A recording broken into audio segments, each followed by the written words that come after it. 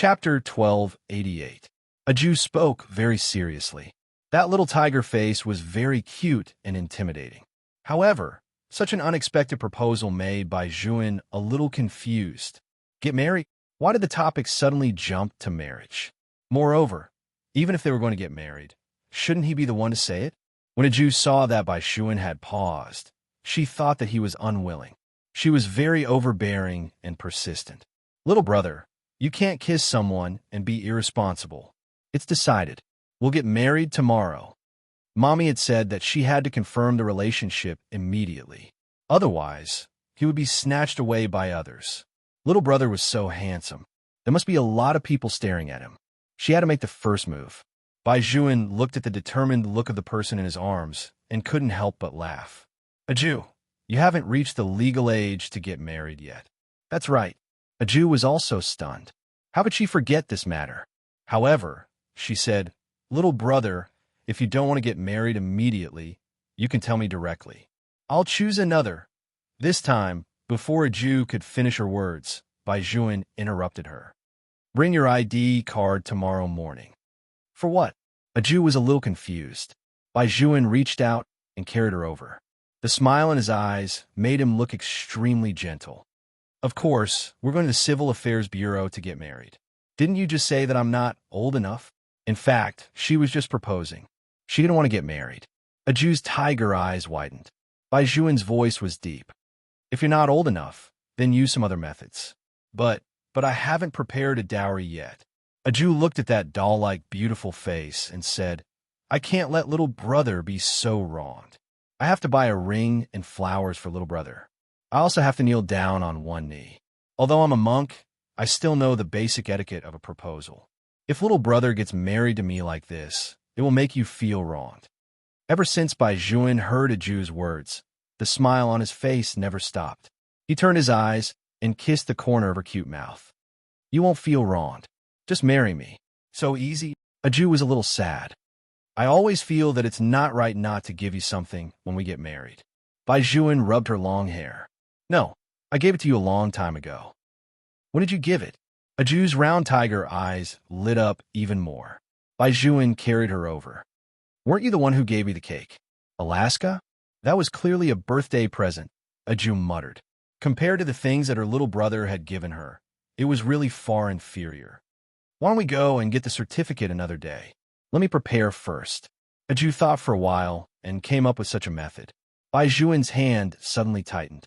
Then, he slowly said, Tomorrow is a good day. There's only one good day this month. If we miss it, we'll have to wait for a long time. Isn't a Jew worried that someone will confess to me? I'll get married tomorrow. A Jew immediately made a decision. I'll make up for the dowry in the future. After Bai Juan's reminder, a Jew finally remembered the purpose of her proposal. It was to occupy him as soon as possible. The time could not be changed. It would be fine if she waited for a day or two, but if it was too long, it would definitely be troublesome. A Jew was still in Bai Juan's arms, calculating her own little abacus. That little scholar's look was simply adorable. Only then did Bai Juan let go of the strength in his hand. His deep eyes were filled with a faint light. Sometimes, happiness came too suddenly. It always made people a loss. However, after he reacted, Bai Juan's IQ successfully came online. With one last guidance, he immediately made a Jew agree to go and get the certificate tomorrow. That night, he really could not sleep. Even the breath of the person in his arms was sweet. That soft, long hair rubbed against his cheek from time to time, and a faint fragrance seeped into his nose. The delicate body in his arms was also soft and warm. Hugging her was like hugging a small stove. To be more precise, it was a little sun. She had always been his sunshine. From the moment she wore a monk's robe and held a meat bun in her mouth, looking at him adorably and calling him little brother, he knew that he would no longer be the only person in his world. Anyone who had been saved by the sunshine would not want to fall into the darkness again. He was the same. Therefore, he had to keep her by his side, no matter what methods he had to use. The next day, a Jew was carried out of bed by Bai Juan. Her eyes were still asleep. She reached out and rubbed them. She did not know where her little brother got a car from. It was a military Hummer. The license plate was very easy to remember.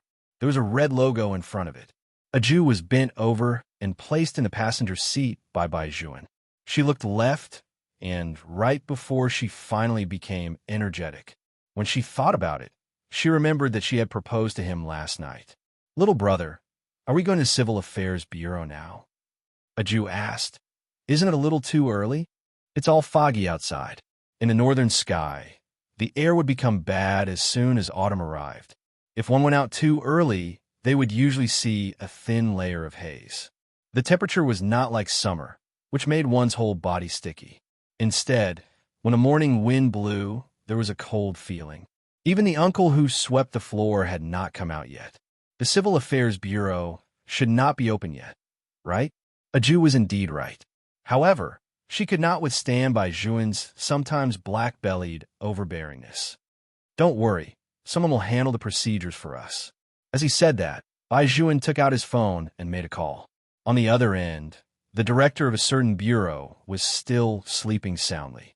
One had to know that at their age, it was really not easy to sleep well, right? He had to prevent the tigress at home from checking on him, and he also had to drink and drink outside. If he did not have some psychological quality, he would not be able to do this job at all. Therefore, the director of a certain bureau was very persistent about sleeping. He had specially instructed his subordinates not to call him in the morning if there was nothing important. But on this day, for some reason, the phone on the bedside kept ringing nonstop. The director of a certain bureau flipped it over and over. When he saw that it was a number without a name, he thought that it was his subordinate, so he was immediately angry. "How many times have I told you? Don't call me in the morning. Which branch are you from? Huh? You don't even know this little rule. Tell me your name. I have to." Bai Juan. Master Bai's thin lips opened slightly, and he said 2 words in a faint voice. The director of a certain bureau on the other side shuddered and almost threw the phone in his hand out. He must be having a nightmare. Yes, he must be having a nightmare. He had been out of the army for so many years. How could he still hear this name? Let him calm down first. Calm down. The nightmare will wake up. The director of a certain bureau did not believe that this call was real, so he pinched his thigh hard. It actually hurt. This was not scientific. Chapter 1289. Was it not a dream? Viper, Viper. The director of a certain bureau said the code name that he did not want to mention until now. Bai Juan smiled. "It seems that you haven't forgotten me, Weasel." "Don't call me Weasel." The director of a certain bureau immediately flew into a rage. Back then, his code name was so mighty and domineering, Yellow Emperor. However, he met a youth in the Special Forces.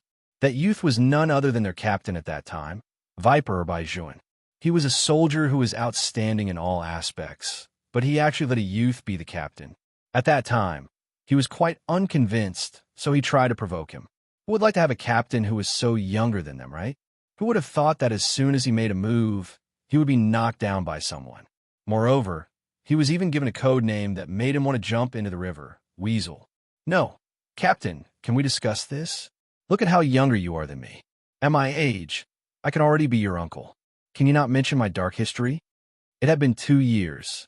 The director's wife rarely saw her husband, who was already starting to have a small belly, talk to anyone in such a nice tone. After all, he came from the army and always had an arrogant air about him. Even her father had never been like this. The director's wife was inexplicably curious about who was talking to him on the phone. "Who is it?" She propped herself up and asked. Director Huang immediately took the phone to the other side and said very seriously, "A former comrade." "Comrade?" The director's wife smiled. "I've seen all of your comrades. Why does this sound so young? You just called him Captain?" Director Huang immediately said, "You heard wrong. Be good and continue to sleep. I'll go to the toilet to make a call." The director's wife was speechless. Be good? One had to know that her husband had never used such a word to her before. Usually, he looked like a proper person. Now, she looked at her husband's back as he hurried into the bathroom. For some reason, she smiled. After knowing him for so many years, she still didn't know that he had such a side to him. How should she put it? It was a little cute. Director Huang sat on the toilet like a weasel.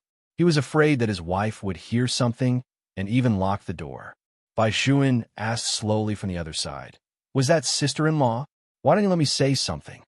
I'll let you say a few words, and we'll divorce. Director Huang retorted internally, but he didn't dare to say it out loud. Instead, he seemed to have realized something. How did you know my current contact number? He had clearly blacklisted all the people who should have been blacklisted, and even used a cancellation account to avoid this evildoer. Why was the other party so persistent? Bai Zhuan laughed. As he stretched out his hand to wipe the corner of a Jew's mouth, he casually replied, Weasel, if I were you, I wouldn't ask such a stupid question. Director Huang, will you die if you don't have a sharp tongue? Then why did you call me? It couldn't be to disturb his sleep, right? What time is it? Don't reptiles need a rest? Bai Zhuan retracted his hand and handed the soy milk and plain bag that he had bought very early to a Jew. Then he focused his attention on the phone again. It's nothing. It's just that I'm going to get married, so I'm going to get involved with you. This was the first time he had seen someone use their connections so confidently. Weasel. Oh no, Director Huang was just about to scold the other party when his throat suddenly choked. You. Tell me, what are you going to do? He couldn't be blamed for stuttering. That person who had never even looked at women, even when the recruits in the army were watching movies, he would eat and read with an indifferent expression, was actually going to get married. He had always thought that he liked men. Was that not the case? No. He had to confirm it again. Well, is the person you want to marry a man or a woman? It was not impossible for a man. Otherwise, why would he use his connections? He could just go directly to the bureau chief to get the marriage certificate. He believed that as long as he showed a man's face, there would be a large number of women who would clamor to marry him without him mentioning his identity. Was there a need to use his connections? And he even called early in the morning? This was not normal at all. After hearing Director Huang's words, Bai Zhuan raised his eyebrows dangerously. Before he could answer, a Jew, who was sitting beside him, swallowed the bun in her mouth and said seriously to the other side, I'm a woman, not a man. Director Huang was stunned. He thought that there was something wrong with his ears. Needless to say, this voice was really pleasant to hear. Captain Bai, I really didn't expect that you would really find yourself a girlfriend. Was the world a fantasy? Bai Zhuan smiled and said, Weasel, if you ask unrealistic questions again, I might bring them to your house one day. Director Huang knew who he was referring to. That group of problem soldiers were all from the Red Meow Party. They were really good at tearing apart people's karma. This was simply a threat, a blatant threat. Director Huang gritted his teeth so hard that they hurt. I won't ask anymore, but does the old chief know about your marriage? Bai Zhuan was the only grandson of the Bai family. If he really got married, the Bai family should have sent him an invitation long ago. Not to mention sending an invitation. The last time he bumped into the old man even said that his grandson was waiting for someone. He was still far from having a girlfriend. How could he get married just like that? After the procedures are done, I will tell grandfather. Bai Zhuan was very calm. After saying this, he added in a low voice, Right now, only you, me, and my lover know about this matter. If a third person receives any news, you should understand my methods. Hearing this, Director Huang immediately dispelled the thought of informing the old chief in his heart. I won't tell anyone. Bai Zhuan smiled faintly and said, Director Huang is still smart. It was not easy for him to change from Weasel to Director Huang. Director Huang himself said that he was even more terrified. One had to know that if there was nothing important for him to do, Bai Zhuan would not call him Director Huang. Captain Bai, what exactly do you want me to do? If you stick your head out, you'll be stabbed. If you don't, you'll be stabbed as well. Bai Zhuan started the car with one hand and put on a black military earpiece in his left ear. Nothing. I just want to go to your place to get a certificate. That's easy, Director Huang said very straightforwardly. When the bureau opens at 9 o'clock, I will immediately call someone to get it done for Captain Bai. Bai Zhuan's slightly cold voice sounded again. It was low and deep, as if this was the first time in his life that he revealed his emotions in front of an outsider. I can't wait until 9 o'clock. Chapter 1290. Director Huang was stunned when he heard the words on the other side. He had really never seen anything that Bai Juan could not wait for. Moreover, it was only 9 o'clock now. There were only 2 hours left. Was he really in such a hurry to get married? He couldn't even wait for more than 2 hours. You start changing now and go to the Civil Affairs Bureau. I'll wait at the door. Bai Juan was still so logical when he commanded people. I'll give you 20 minutes. If I don't see you in 20 minutes, needless to say, it was definitely a threat again. Director Huang was anxious. 20 minutes. The capital is so congested. What if I'm stuck on the road? Your house is only a 10-minute walk away from the Civil Affairs Bureau. After Bai Juan said this, he hung up the phone. Director Huang, on the other hand, felt goosebumps all over his body. Captain Bai actually knew where he was staying. Captain Bai was not someone to be trifled with. In the Hummer, a Jew finished the bun in her left hand. There was still one left in her right hand. She had left it for Bai Juan. Seeing that Bai Juan had hung up the phone, she immediately handed it to him. Bai Juan held the steering wheel with his fingers. While waiting for the red light, his gaze fell on her bulging cheeks. His smile was very faint. I'm driving. I can't free my hands. If Director Huang and the soldiers heard this, they would definitely vomit blood. One had to know that when Bai Juan was fighting in the desert, he could control the steering wheel with one hand and hold a submachine gun with the other. The speed of the car was as high as 100, and every time, he would swing his tail beautifully. Therefore, driving with one hand was not a big deal for Bai Juan. However, he acted as if he really wanted to eat it, but he couldn't. A Jew knew that Bai Juan's stomach was not good, so she said with a small face, I'll take it and feed you. Okay. His goal was achieved. The blackness in Bai Juan's eyes increased a little. A Jew kept her word. She opened a plastic bag and brought the bun to Bai Juan's lips. Bai Juan lowered his head and took a bite. The smile at the corner of his mouth could not be hidden. A Jew also smiled. She did not know why, but she felt that this was very good. When she was young, it was always her little brother who fed her. Now that she had grown up, she could also feed her little brother. She tilted her head to look at the side profile of his heroic spirit.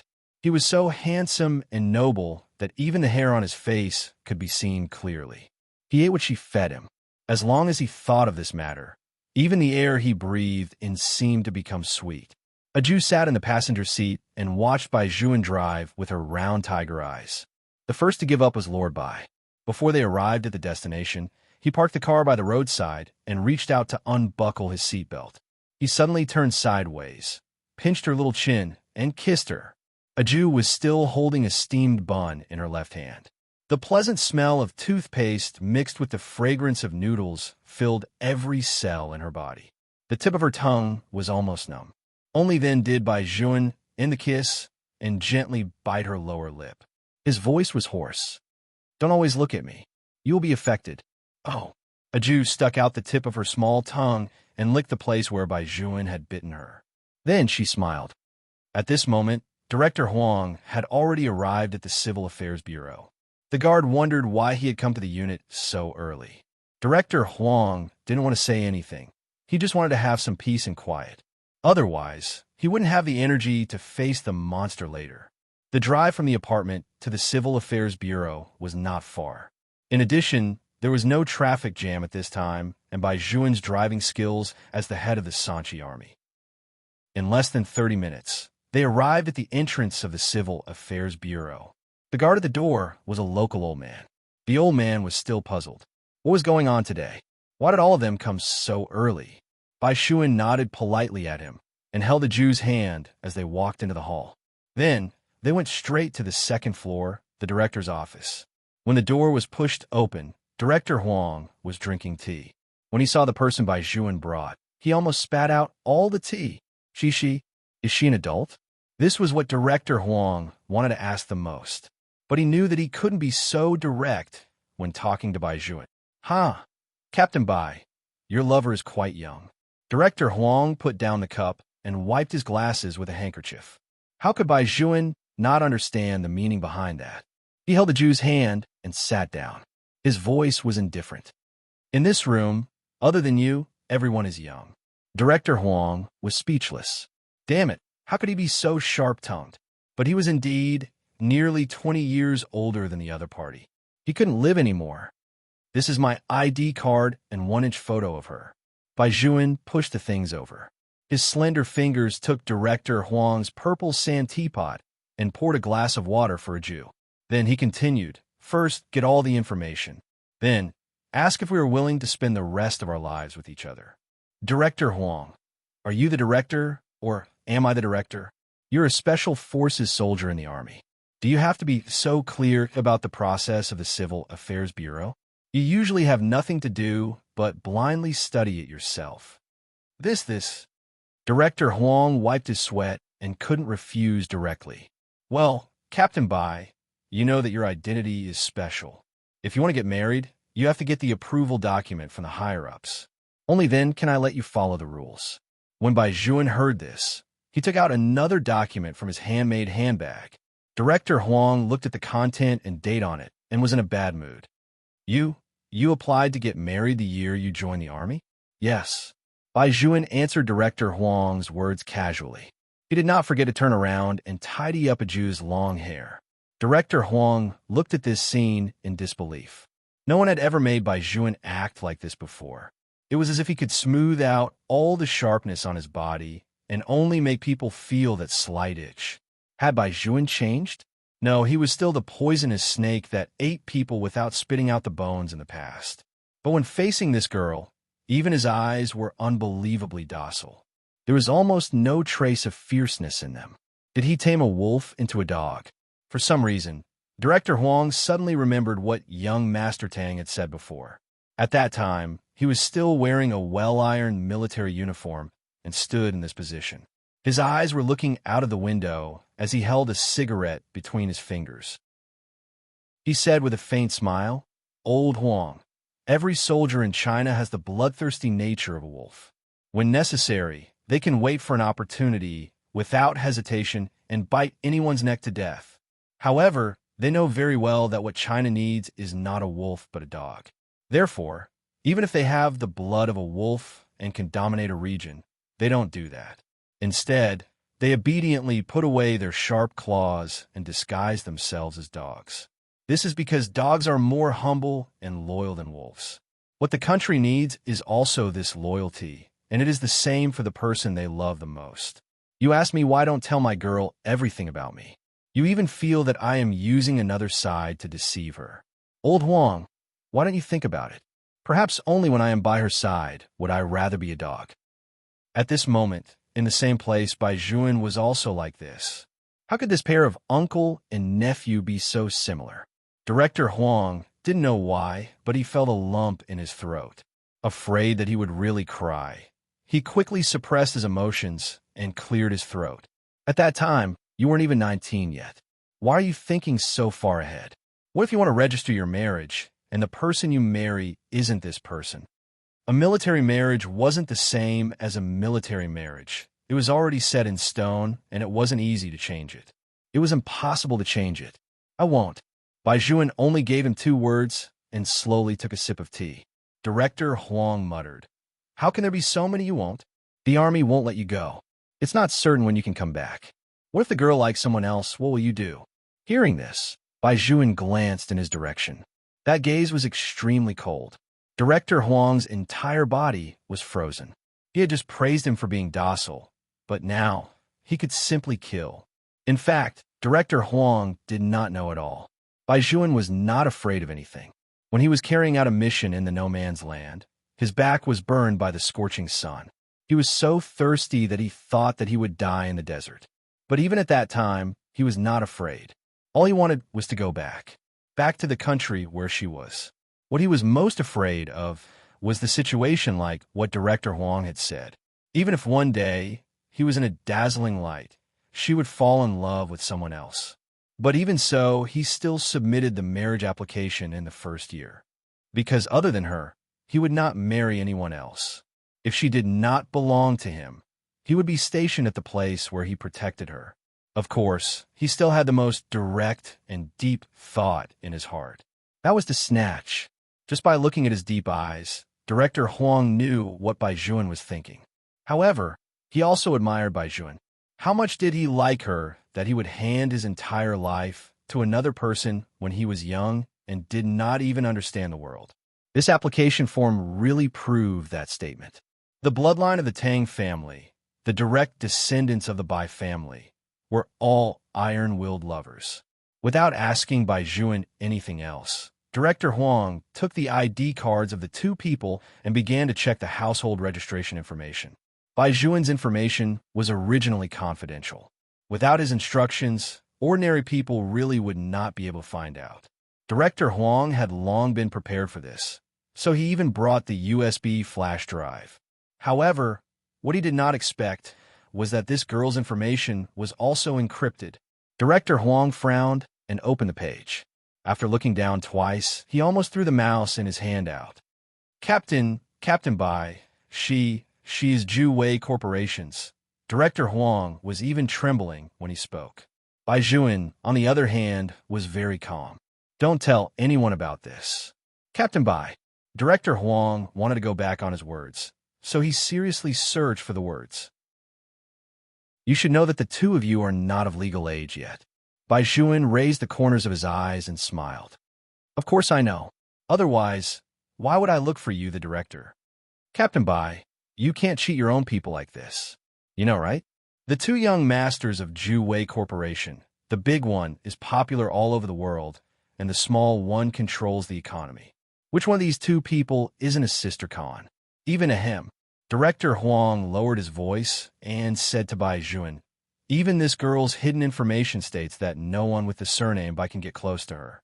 Master Bai, tell me honestly, did they already know that you want to marry her sister? Bai Juan did not deny it. They also have people in the army. My application information is right there, so of course they will see it. Is it really good for you to be so self-righteous? The key is that if I agree to it, what if the two young masters find out later? Bai Juan naturally knew his worries. Don't worry. If anything happens, they will look for me first. They won't implicate you. Director Huang looked at those deep eyes. Perhaps it was because the memories just now had touched him too much, so he gritted his teeth. Wasn't it just a marriage certificate? Special circumstances required special treatment. Even if he was really implicated, as long as these two children were willing, he would accept it. Moreover, there was still the Tang family protecting him. Thinking of this, Director Huang sat up straight again and met Ju's incomparably clear eyes. They were quite curious, as if they were asking a director why he was whispering.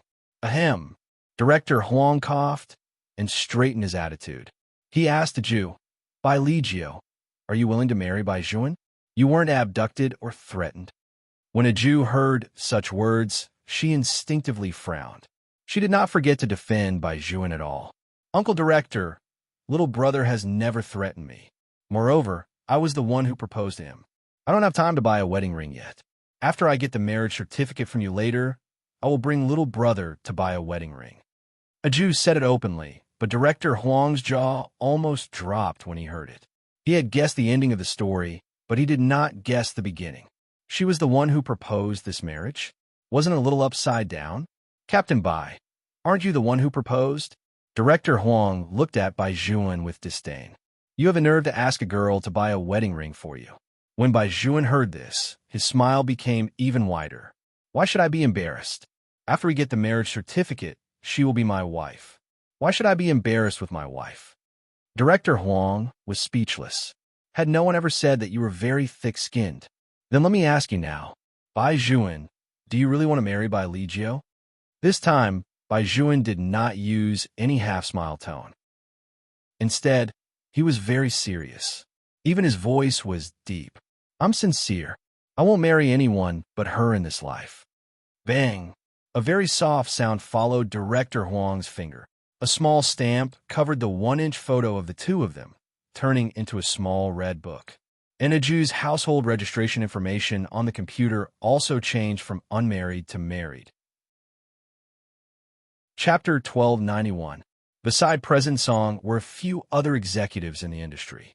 When they saw him like this, they all guessed the identity of this young man in front of them. Bai Juan did not give them any chance to see Ju. He stretched out his left hand and pulled Ju into his embrace. He let her face lean against his chest and said indifferently, "I just came back a few days ago." When President Song saw that he was talking to him, his face instantly bloomed with a smile. If the old man knew that you were back, he would definitely be very happy. 2 days ago, the old man kept talking about young Master Bai.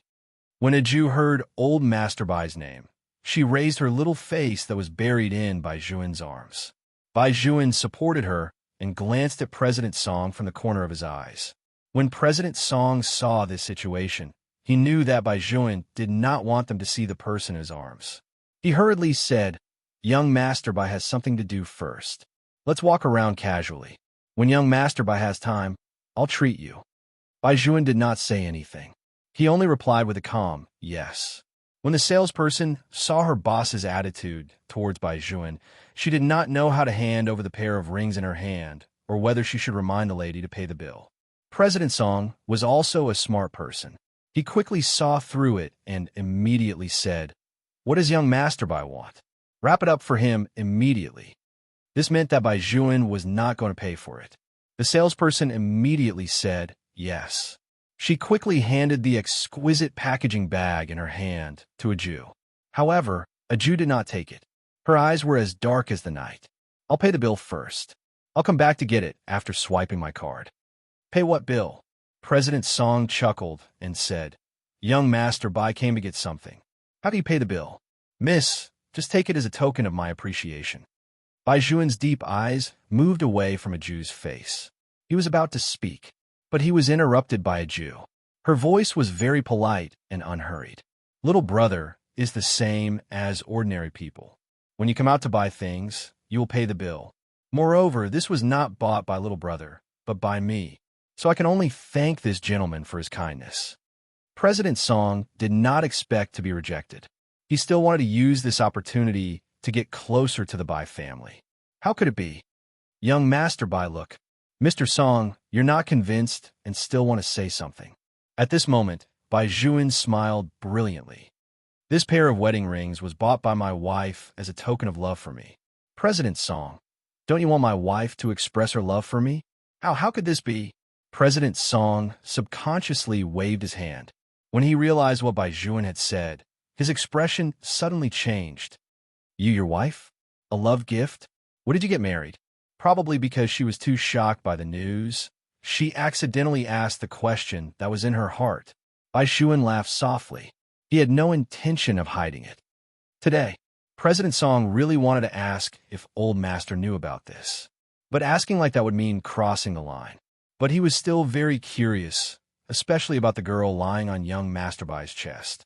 But even when she was talking, young Master Bai was there to protect her, so he only saw half of her face. Obviously, Bai Juan did not want these people to see Aju. He took out a black card and handed it to the counter clerk. "There's no password. Go and swipe it." Aju moved again. She looked like a small animal. She had agreed that she would pay the bill, but she also knew that it was best not to argue with the little brother on such an occasion. If there was anything, they could settle it when they got home. When Aju thought of this, she became obedient again. Bai Juan lowered his head and looked at her little face that wanted to say something but hesitated. In the end, when he saw the child lying in his arms and not saying anything, he could not help but touch her cheek. "When we get back, you can return it to me." "Yes." Aju liked the feeling that she did not say anything and the little brother knew what she was thinking. The counter clerk was at the side and handed over the black card that Bai Juan had swiped with both hands. After Bai Juan took the card, President Song immediately made way for them. When the rest of the people saw that Bai Juan had left, they started to ask at once, "President Song, who was that? Why does he look so extraordinary? He even dares to not give you face." President Song loosened his tie. "The young master of the Bai family. What face does he need to give me?" Bai family? Which Bai family?" President Song replied.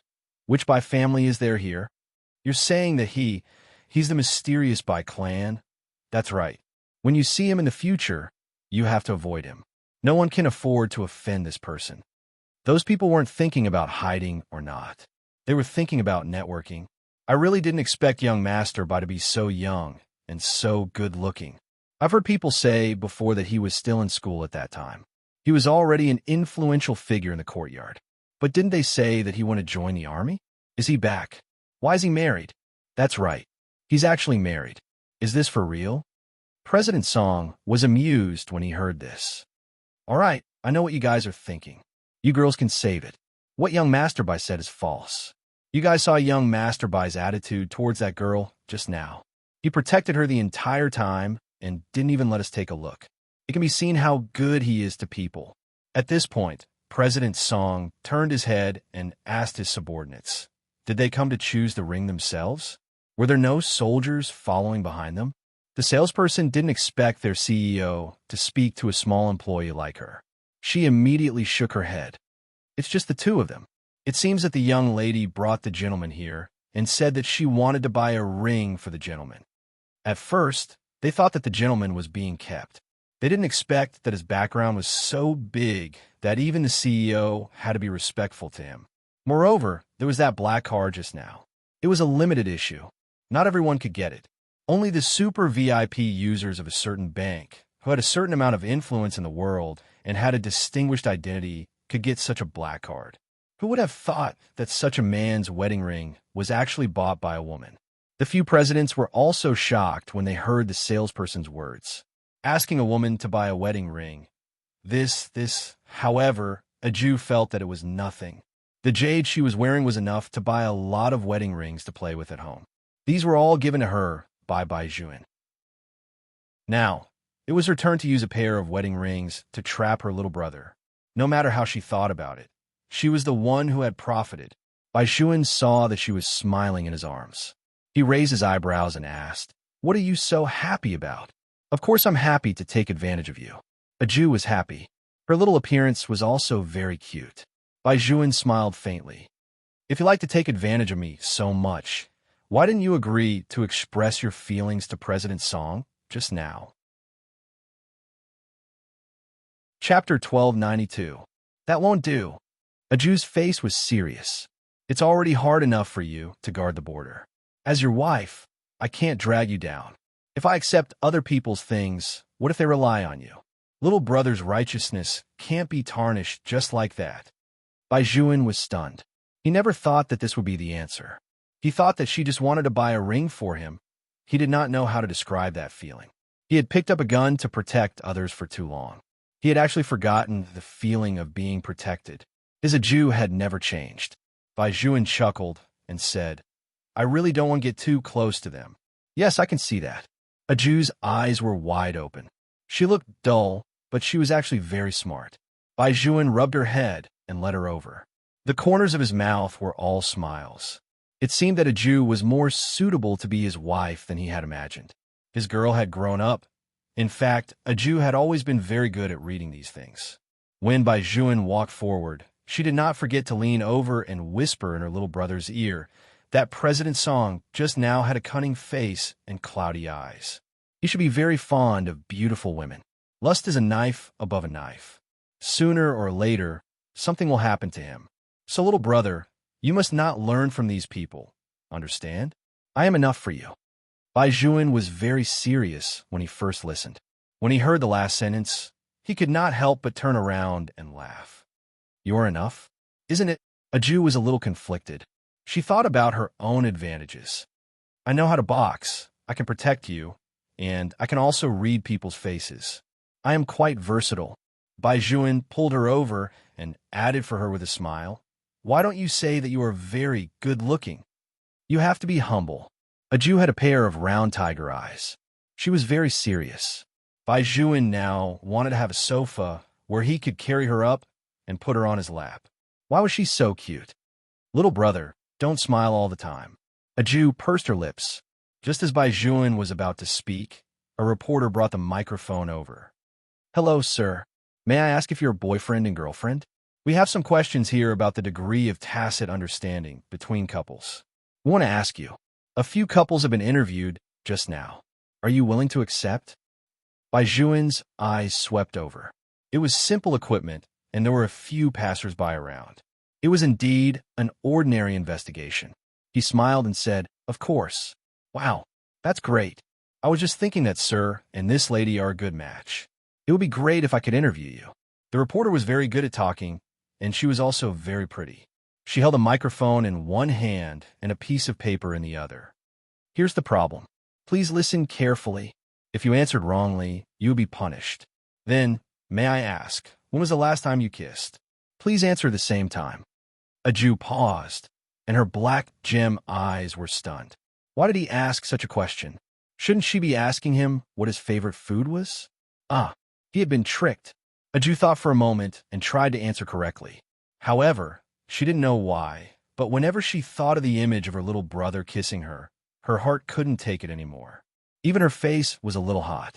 She couldn't think of anything no matter how hard she tried. The reporter was probably anxious from waiting. He asked, "Do you have an answer?" The couples who had just been interviewed also wanted to hear the answers of these two people. After all, they were too good-looking. Beautiful things always made people stop and admire them.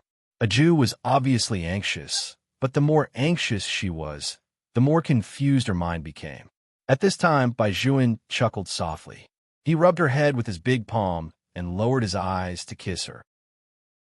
Then, he pressed the stunned Jew into his arms and faced the camera.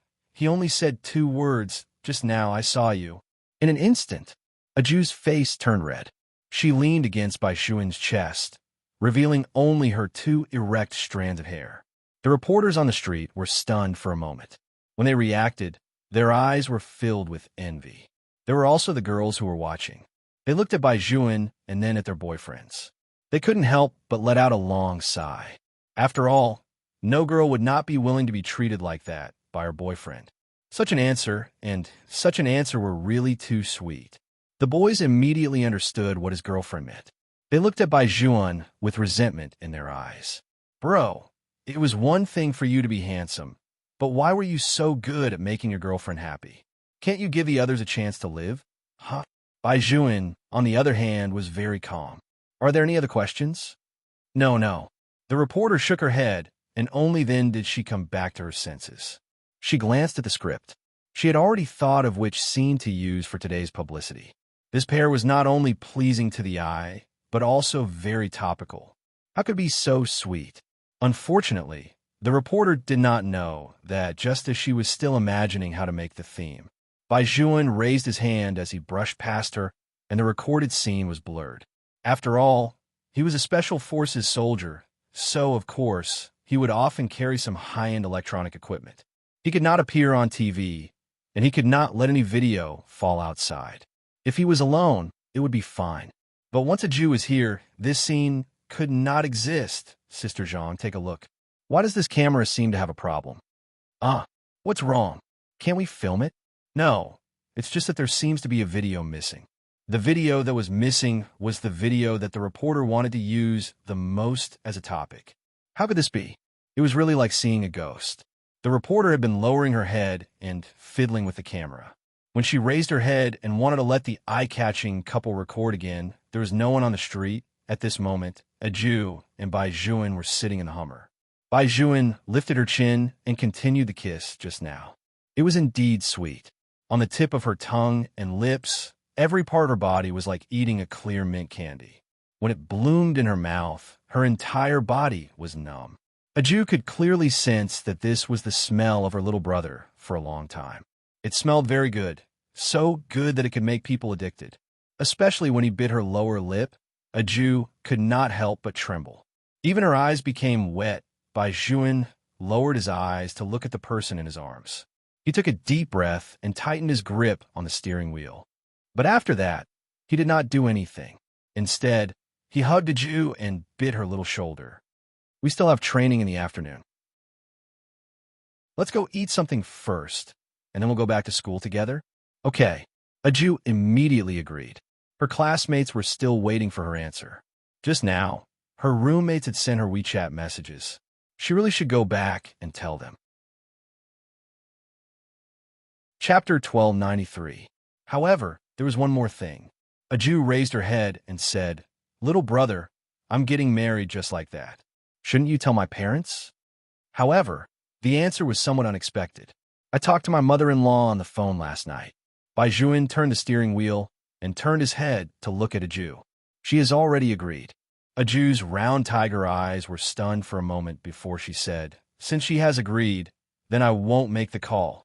"Okay." Baizhuan stopped and rubbed her head. Aju realized that her little brother especially liked to touch her head, so she moved closer and let Baizhuan touch her head.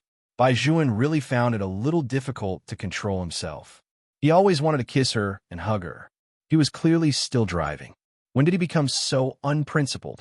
However, he had never had any principles in front of her. Baizhuan was not lying. He had indeed spoken to Helly and Vivian on the phone last night. No matter how much he wanted to abduct his Aju, he had to go through the other party's parents. This was the least he could do, and it was because of this phone call. Helly and Vivian smiled. "Have you ever thought about what if I don't agree?" "Yes," Baizhuan replied. "But I have to make this call." Helly and Vivian raised her eyebrows, and the smile on the corner of her mouth became even wider. "Baizhuan, I really didn't misjudge you. I'll leave Aju to you. But you know my two brats. If they find out that you abducted Aju, you'll suffer." Baizhuan naturally knew how difficult it was to deal with his two brothers-in-law, including marrying Aju. He had to agree to Helly and Vivian's conditions. He did not tell Aju anything. Her girl only needed to be happy to be his bride. She did not need to worry about anything else. Baizhuan was also very clear that it was better to keep the matter of him marrying Aju a secret. But he was even more clear that his Aju wanted to share the joy with others. "You can call Grandpa." Baizhuan handed the phone to her. Aju did not take it. Instead, she smiled and took out her phone. "I have Grandpa Bai's phone number. Use mine to call him." "Okay." When Aju was on the phone, the hair on her head was still standing up. No matter how she looked at it, she looked cute. Old Master Bai, who had just finished a meeting, was immediately amused when he saw the incoming call. "Aju, why did you call grandfather?" Aju laughed at first, and her voice was very bright and clear. "Grandpa Bai, I'm married a little brother, and I even got a certificate. I'm a member of the Bai family from now on." What did you say?" Elder Bai suspected that there was something wrong with his ears. "Get married? Get a marriage license?" "No." "When did his grandson come back?"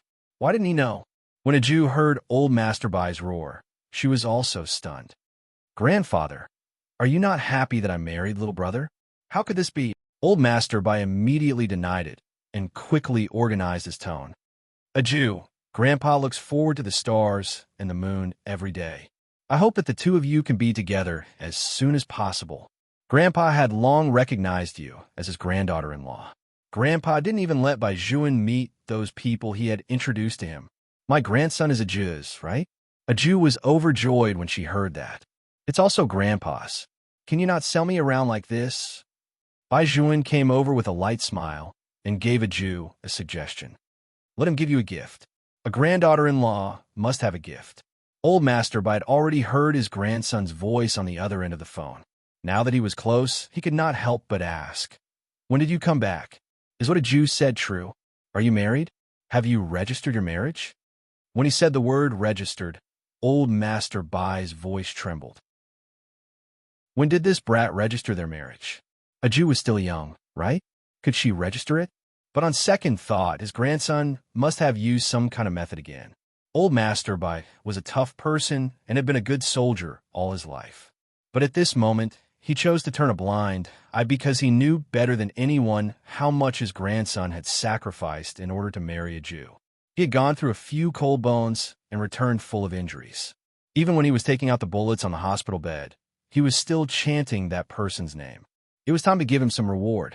This grandson of his had propped up the Bai family and protected the territory when other people should have been in love. Now, he would let him do whatever he wanted. "Forget it. Grandpa won't ask you anymore. You brat, there's no truth in your mouth." As old Master Bai spoke, he added, "Aju, when you have time, bring your little brother to visit Grandpa. Grandpa is in southern Tibet, and no one dares to play chess with Grandpa." When Aju heard this, she immediately nodded. "October is almost here. When the school has a break, I will fly over." "Then what about your wedding banquet? When do you plan to hold it?" The more old Master Bai spoke, the happier he became. "Why don't we hold it in these 2 days? If old Lizzie and the others know that my grandson has married a wife, they will definitely be envious. I will call them in a while." As for your grandpa Xiao, I want them to know that my Ju is still the most promising. She brought him home so early. Okay. Aju nodded even more vigorously this time. Bai Juan held his forehead when he heard this. Chief Bai, it seems that I am your biological grandson, right? Speaking of bringing her home, it should be in bringing her home, right? Go, go, go, go. Don't disturb my conversation with the Jew. When Old Master Bai met a Jew, he was like an old child who had returned to his childhood. Bai Juan could not do anything about them, but he still answered Old Master Bai's question. A Jew is still in school. It will not be good for her to hold a wedding like this. The army will not allow soldiers to fall in love with students. Although we are legal, the wedding will wait until a Jew is an adult. Old Master Bai was so smart. How could he not understand what his grandson meant? These things were originally small matters. It was just that his grandson did not want a Jew to suffer a little. After all, getting married while underage would always attract criticism. Aren't you afraid that a Jew will meet a better man in university? Old Master Bai could not help but tease his grandson. University A is a place where talents gather. If I'm not wrong, you will only be back for a few days. You are about to return to the army, right? If you don't announce it, are you really not worried? How could he not be worried? The more he liked her, the more uneasy he would feel. These were the secrets hidden in the deepest part of Bai Juan's heart. Even if they got married, they would have to face how far they would go and what would happen in between. He could not predict it either. However, there was only one thing he was sure of. That was that he would never let go. Even if this certificate was obtained in a hurry, he still had to hold it firmly in his hand. Chapter 1294. But before he could say anything, a Jew opened her mouth and said to the other side of the phone, Grandpa, don't talk nonsense. What can little brother be worried about? I like little brother so much because I was afraid that he would run away, so I proposed to him. Old Master Bai was stunned when he heard this. Then he laughed out loud. A Jew, be good. Your little brother won't be able to run away in this lifetime.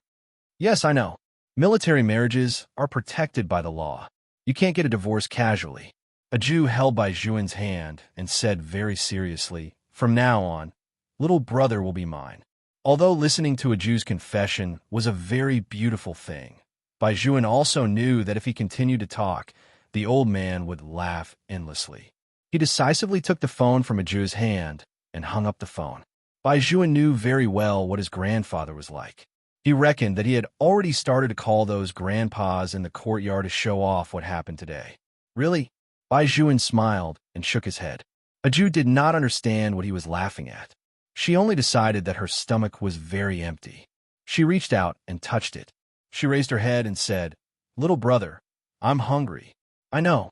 I'll take you to a place to eat now. Bai Juan said as he patted her head. Her breath was warm and her face was handsome. It could be said that when he treated a Jew, Bai Juan had never been ungentle. The two of them went to a vegetarian restaurant. Usually restaurants like this were not cheap in good places, and the environment was also elegant. And the restaurant in front of them was one of the most famous deep alleys in the entire capital. Because it was quiet and secretive, it was deeply liked by the upper-class people and celebrities. This restaurant had been open for 3 years. It was said that the real boss had never appeared. Everyone only knew that he was a high-ranking disciple who came from the military compound, but no one knew who he was. However, there was one thing. No one dared to cause trouble here, and no paparazzi followed them here. It was very simple. If anyone did anything here, they would pay the price the next day. Similarly, this restaurant was not like other vegetarian restaurants, which rejected ordinary people because of the good environment. The dishes in the restaurant were definitely worth the money. As long as you could find this restaurant, the chef would give you the best cooking skills. Even if you only ordered a bowl of Beijing Zhejiang noodles, there was plenty of sauce. Fresh cucumber strips and shredded green onions were added into the noodles, and half a spoonful of oil was sprinkled on top. The piercing aroma of the noodles filled the air, and together with the shop's special grapefruit herbal tea, it was extremely delicious. Authentic taste, childhood memories. Every bite made people want to give a thumbs up. According to their chef, the boss had instructed them to make the noodles well. Other than white rice, his girl's favorite food was fried sauce made with eggs, accompanied by a large bowl of noodles. When she was young, she could eat several large bowls at a time. Only then did people know that the owner of the restaurant opened the restaurant because of the girl he was talking about. There was only one word in the name of the restaurant: temple. Mahogany tiles were used as tiles. After Bai Juan brought a Jew in, a waiter in a Chong Sam immediately came up to them with a smile. "Sir, how many people are there?" "The two of you." "Yes, sir, this way, please." The waiter arranged for them to sit by the window. From where a Jew sat, she could see the flowers blooming outside and the green stone wall. The ancient charm was very pleasing. A Jew inexplicably felt that this restaurant was very comfortable. The waiter looked at her and smiled. "Miss, I don't know if you have a Jew in your name. If you do, tell me in advance. Our restaurant will provide a free order service." "Free?" A Jew's beautiful tiger eyes became round. "So good?"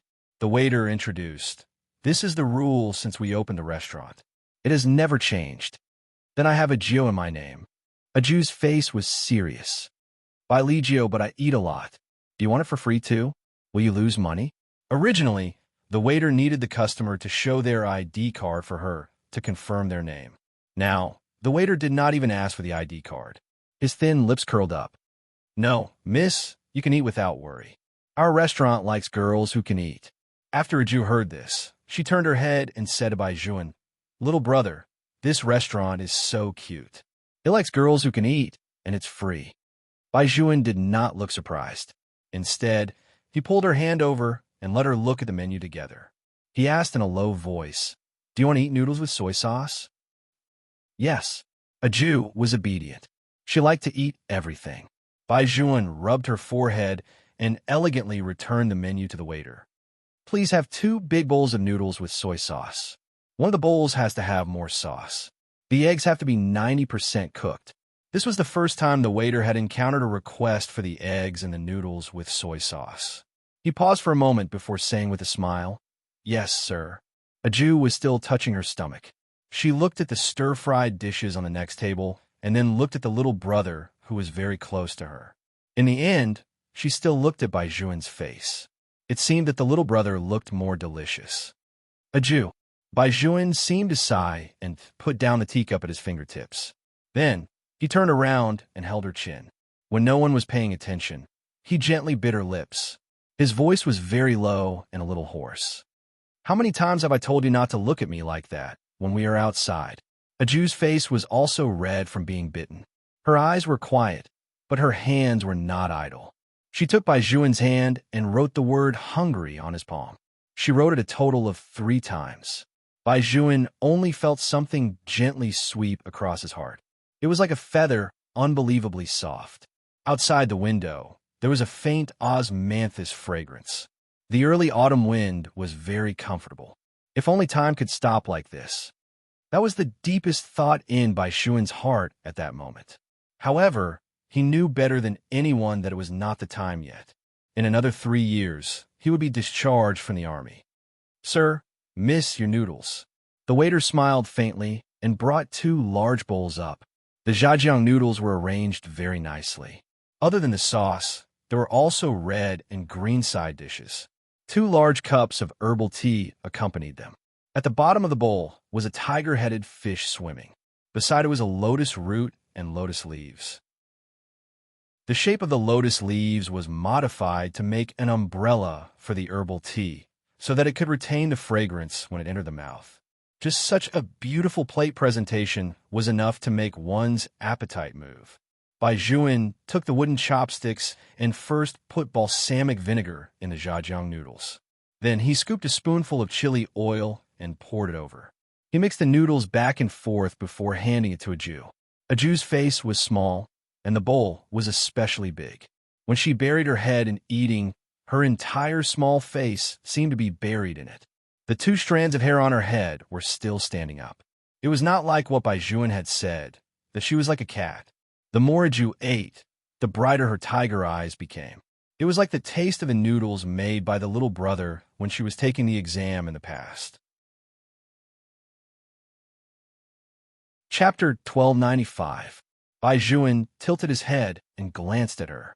When he saw her white and tender teeth biting the noodles, he suddenly remembered that when a Jew had just arrived at the Bai family, she was too young and still had a small head. When she ate a piece of vegetable, she had to bite it hard. She could always make the hearts of the group of people in the courtyard melt. Now, she was still like this. Bai Juan laughed. He also picked up his wooden chopsticks and stuffed a big mouthful of noodles into his mouth. When he was with a Jew, he would really eat more than usual. It was not a matter of a day or two for a child to eat. However, others did not think so, especially the two women who had just been brought in by the waiter. They were wearing white coats outside and military uniforms inside. Captain Bai, the first woman to speak, was very elegant. She seemed to have come out from a big family. Her skin was well maintained. When she looked at Bai Juan, her eyes were filled with unconcealable joy. This woman was none other than the female military doctor who had confessed to Bai Juan back then, He Chu Chiao. She did not expect to see Bai Juan here. Her face was slightly flushed. However, when her eyes swept over and landed on a Jew, a trace of sadness quickly flashed across her eyes. Yi Xiao Xiao, who was following beside He Chu Chiao, knew what her good friend was thinking. She nudged her with her arm and said in a low voice, "That girl is younger than Captain Bai. It's very likely that she's a friend's sister or something. What are you thinking about here? If we don't confirm our relationship, we still have a chance." When He Chu Chiao heard her good friend's words, her face turned even redder.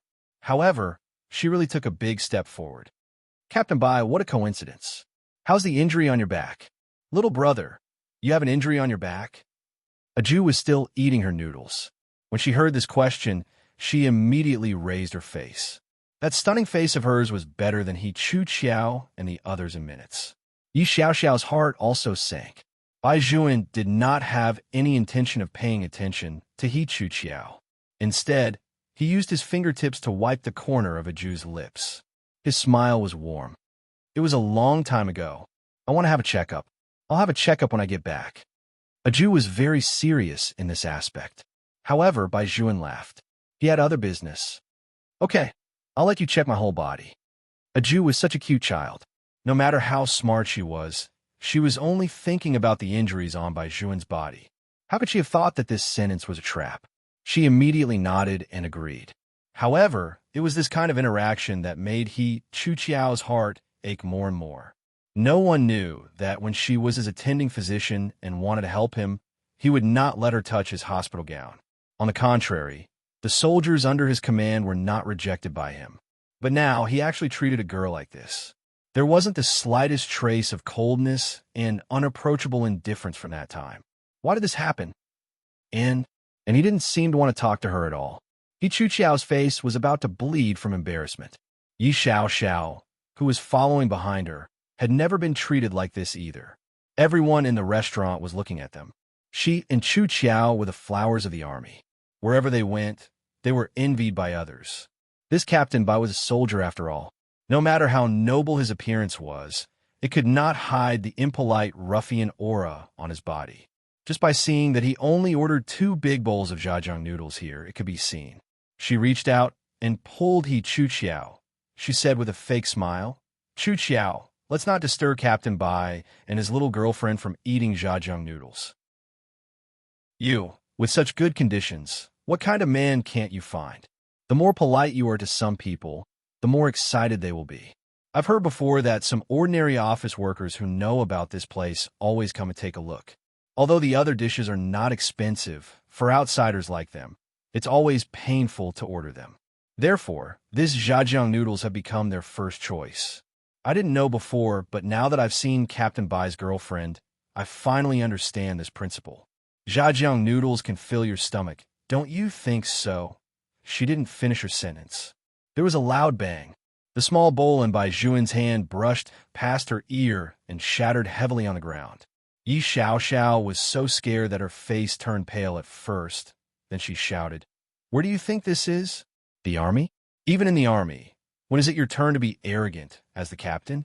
We gave you face before because He Chu Chiao had a good impression of you. Now you're taking advantage of us, aren't you?"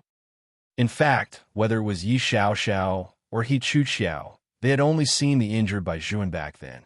As medical staff, they would bandage the injured soldiers' wounds every day. However, they did not know Bai Juin's name, nor did they know why he was injured and what his identity was. This was a secret even to their minister, let alone them. Back then, He Chu Xiao had asked a question or two because she wanted to chase after Bai Juin. However, those soldiers all laughed and said it was an accident during training. Therefore, Yi Xiaoxiao believed that Bai Juin had no background. After all, when he was injured, no one with a high military rank came over. How could Yi Xiaoxiao know that no one went because they had received Bai Juin's order? He did not want his grandfather to see him in such a sorry state. It was inevitable that the old man would be sad. He also did not want a Jew to know that his girl should not see this blood. At that time, he thought that he would come back to life. He had to come back to life. Otherwise, he would not be at ease no matter who he handed over to his Jew. The news had been sealed at the highest level, so how could anyone go to check on the injury? However, Yi Xiaoxiao took it for granted that Bai Juin had no background, so she dared to challenge him like this. Soon, the noise here attracted a large number of waiters. Yi Xiaoxiao pointed at Bai Juin and said to the waiters, "This person is causing trouble in the restaurant." He was also the one who broke the bowl. He didn't even inquire about what kind of place the temple was before coming to show off. When the waiters heard this, they stretched out their hands and said, "Sir, please leave this restaurant immediately, or else." The chef, who had never come out before, actually hurriedly walked to Bai Juin's side and directly interrupted them. "All of you, shut up." The waiters paused. A smile appeared on the chef's face. "Young master, long time no see. When I heard the servants say that the eggs should be 90% cooked, I wondered if you were back." "As expected, it's really you, young master." In an instant, not only did the smug expression on Yi Xiaoxiao's face freeze, but even the waiters beside her were extremely shocked. Chapter 1296. Bai Juin stood up with one hand in his pocket. He didn't even look at Yi Xiaoxiao and the others. He only said to the chef, "Old Chun, we haven't seen each other for more than 2 years, right? Ever since you handed this shop over to me, I've only seen you once in the year before last. After that, I've never seen you again." Old Chin treated Bai Juin very respectfully. "Young master, don't worry. Everything in this shop is done according to your instructions. There are no changes at all." Old Chun still remembered that 3 years ago, a youth in a school uniform found him in the Bai family's logistics army and said that he was going to be a soldier. He asked if he was willing to make a bowl of zhajiangmian with him. Unlike ordinary zhajiangmian, the zhajiangmian that the youth wanted to make was not made with meat. Instead, it was made with scrambled eggs and then boiled with sauce. Old Chun was an old chef. This was the first time he had seen someone make zhajiangmian like this. He instinctively blocked his hand and said, "Young master, this zhajiangmian is not made like this. This sauce must be made with meat to taste good." At that time, the youth only smiled and said to him, "My girl is a disciple who has returned to the secular world. She doesn't eat meat."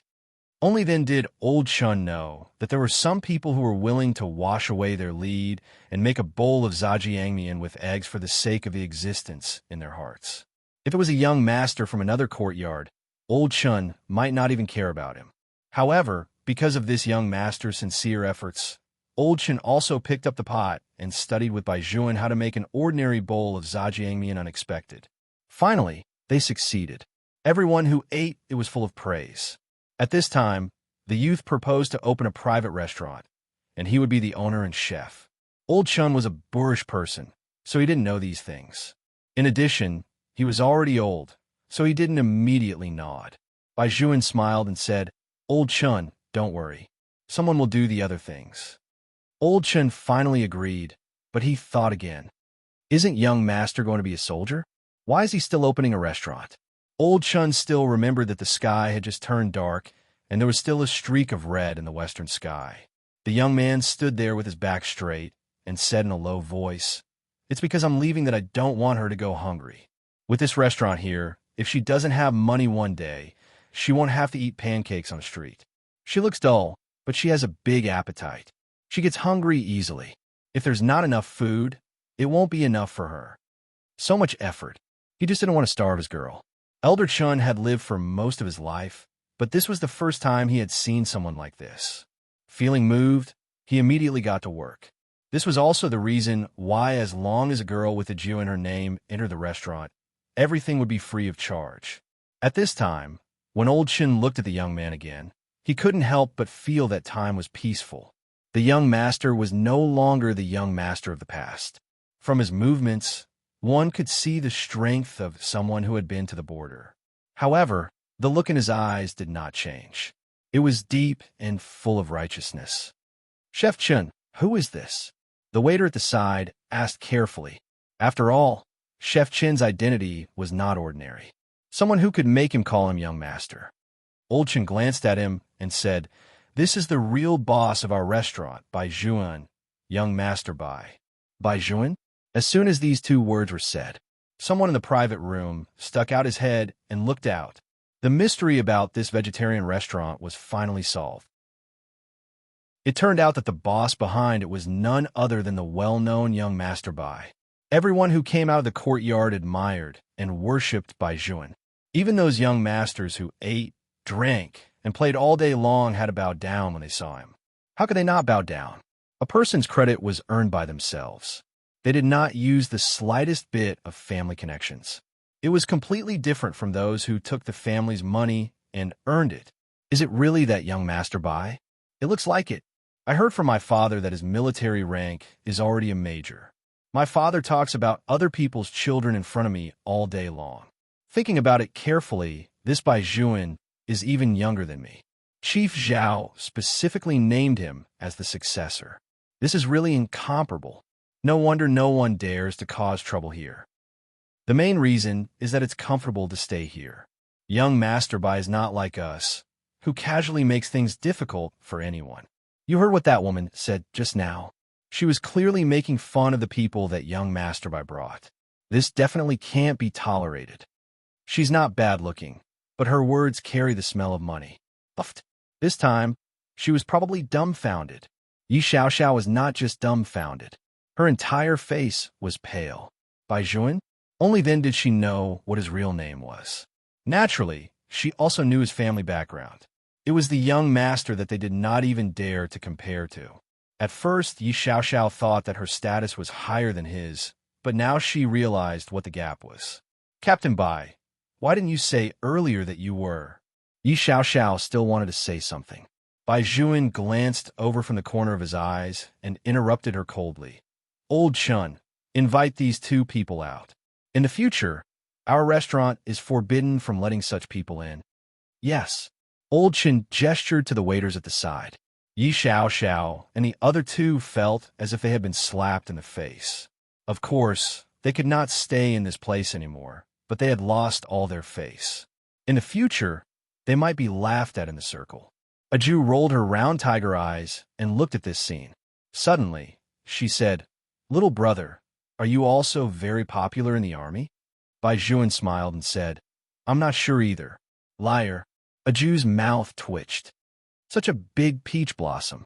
Bai Juan was still pretending. "No. Why didn't I see it?" "Little brother, you have to be honest." A Jew educated him seriously.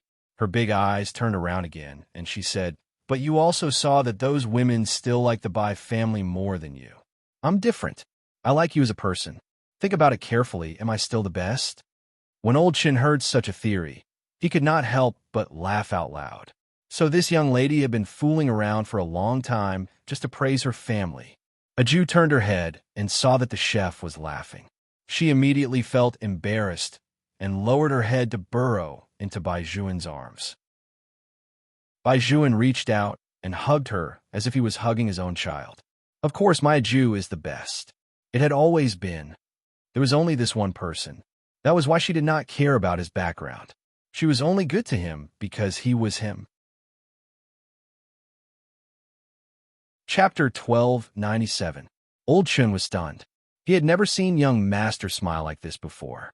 Whether it was the youth back then or after he became a man, his eyes had always been as calm as ink, as if he was a person in a painting.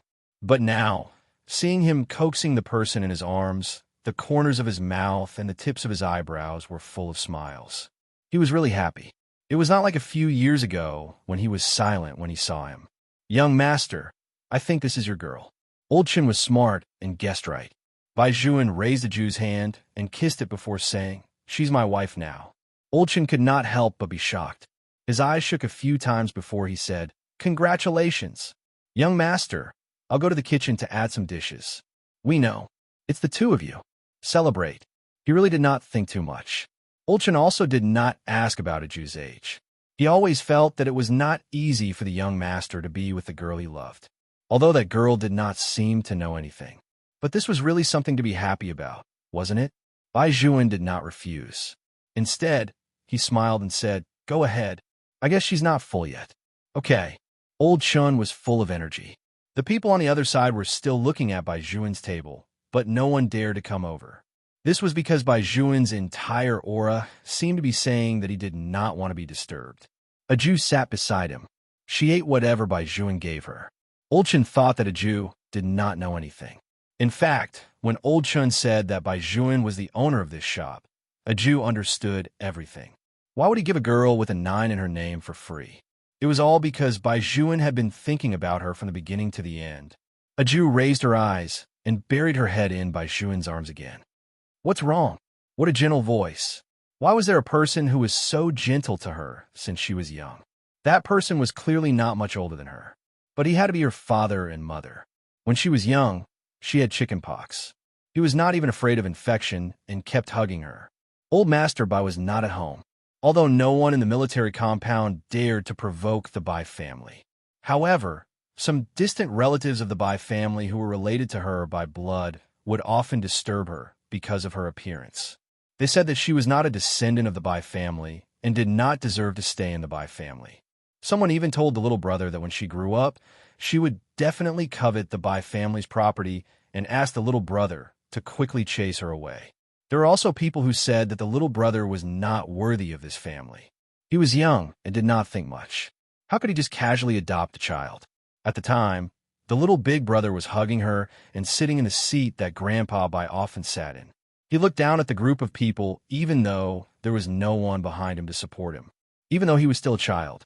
However, like a king, he only said one sentence to those people. "All of you, get out of here. I am the head of the Bai family, not you." At that time, she knew that her little brother would protect her for the rest of her life. A Jew reached out and grabbed the corner of Bai Zhuan's clothes. Bai Zhuan didn't ask her anything else. He rubbed her head and kissed the top of her head. Later, when a Jew was happy, she ate another bowl of jjiang noodles. However, after getting into the car, her stomach was a little bulging. She lowered her head and touched it with her hand. She said in a small voice, "I'm full." She didn't expect Bai Zhuan to hear her. He didn't drive directly. Instead, he reached out his hand and began to gently rub her stomach. He smiled faintly. It was very pleasant to hear. A Jew always felt that the way she got along with the little brother was very familiar. She tilted her head and thought for a moment before pulling up a video. It was a celebrity who took a picture of his little brother after eating. His little brother was very cute.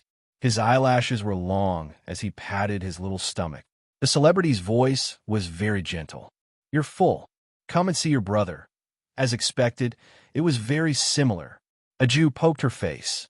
Bai Zhuan didn't know what she was thinking. There was still training in the afternoon. The car stopped at the school. There was another round of military training. During the break, the people in the class hurriedly pulled a Jew to the side. "Wooly, a Jew, why did you only come to school now? The sisters have been waiting for you anxiously." A Jew touched her head. "I had something to do this morning." Oh. Then did you ask the questions that the sisters asked you to ask?" Everyone's eyes were filled with anticipation. A Jew smiled brightly. "Yes, I did." "Then what kind of person does Instructor Bai like?"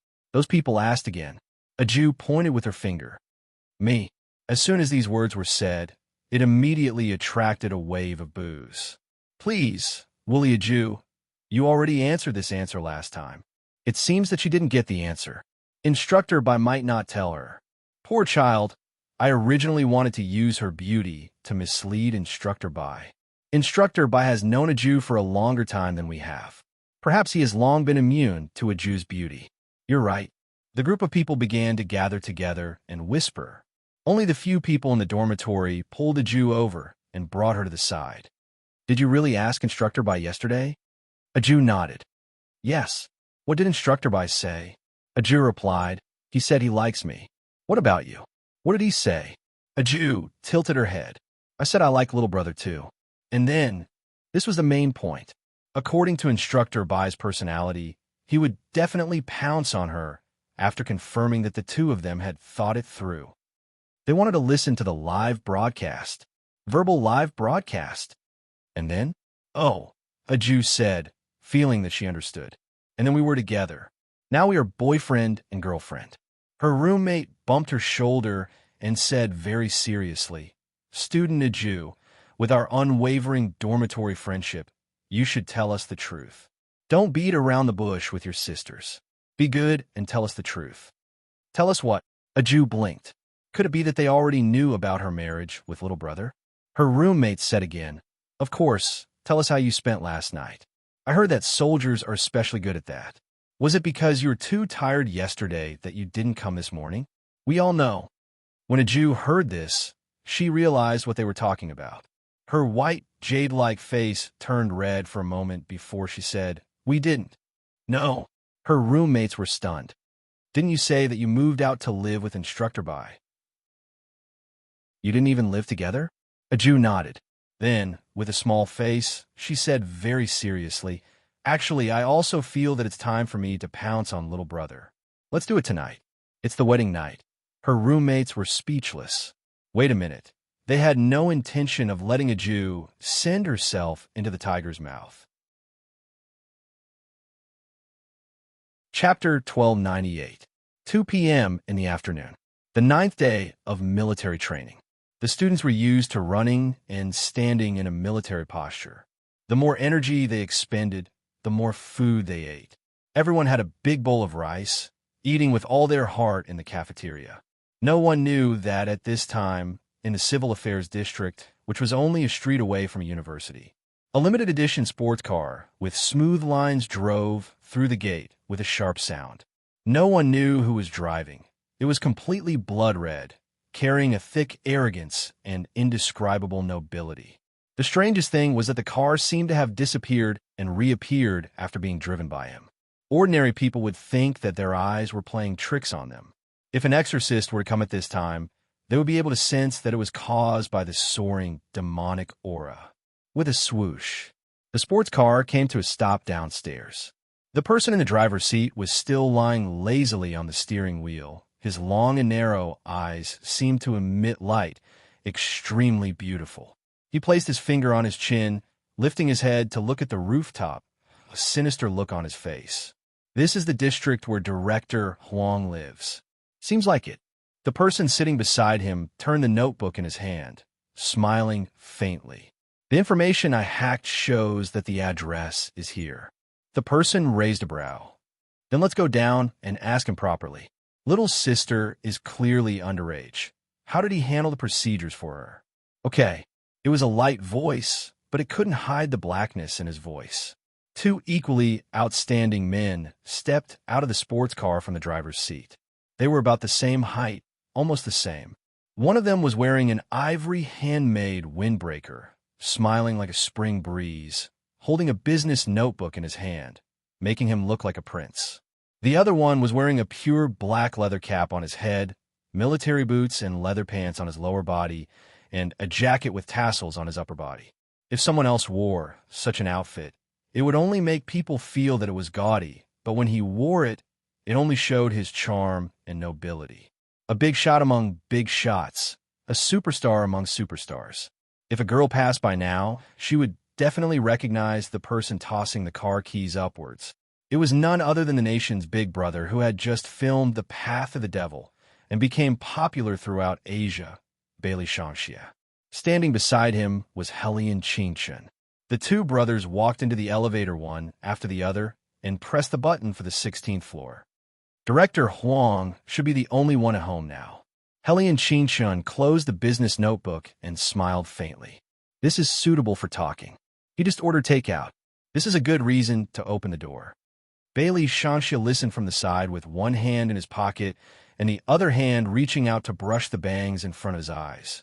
Brother, Helian Qingshun was helpless. She didn't know whether to laugh or cry. I'm not a child anymore. You can leave this kind of thing to me. Bailey Shanxia's face was a little too handsome, but his voice was hard to resist. Stand still. Helian Qingshun had no choice but to let him tidy her hair. She moved her eyes and asked, Then who will play the role of the delivery man? Me. Bailey Shanxia held her hand and walked out of the elevator. They walked to room 1602 and knocked on the door. At this moment, Director Huang was hugging his beloved plush pillow and watching a military drama. His expression was extremely fascinated. That's right. In fact, Director Huang liked plush pillows very much. This was also the reason why Bai Juan gave him the nickname of Weasel. It had to be said that Director Huang was still very vigilant. After all, he had to maintain his strict and domineering image in front of his wife and children. At this moment, when he heard someone knocking on the door, he suddenly jumped up as if he had been cheated. He put away his things and asked in a low voice, Who is it? Hello, sir. The takeout you ordered has arrived. Bailey Shanxia was indeed worthy of being the best actor. His voice had changed, so no one could hear any flaws. Director Huang had indeed ordered takeout. He did not dare to go to work in the bureau these 2 days. He had also instructed his subordinates that no matter who asked, they should tell them that he had gone out on a trip. Wasn't there a popular saying now? The world is so big. I want to see it. Director Huang thought that no matter how smart those 2 young masters were, they should not have thought that he did not go anywhere and was just hiding at home. After all, he had really bought a plane ticket, but he did not board the plane. Now, his car was still in the airport parking lot and had not been driven back. This was all to create an illusion. The more Director Huang thought about it, the more he felt that he was smart.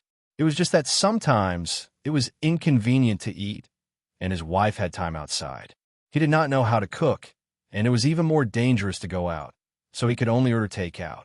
Director Huang let out a long sigh and then opened the door with a serious expression. In fact, he was so hungry that his stomach was growling. He could not wait to get his things immediately. But the moment he opened the door, he was dumbfounded.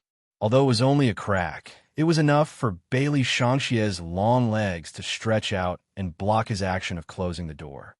Director Huang, what a coincidence. So you're at home. We thought you had gone to the grassland of Inner Mongolia. After all, the world is so big.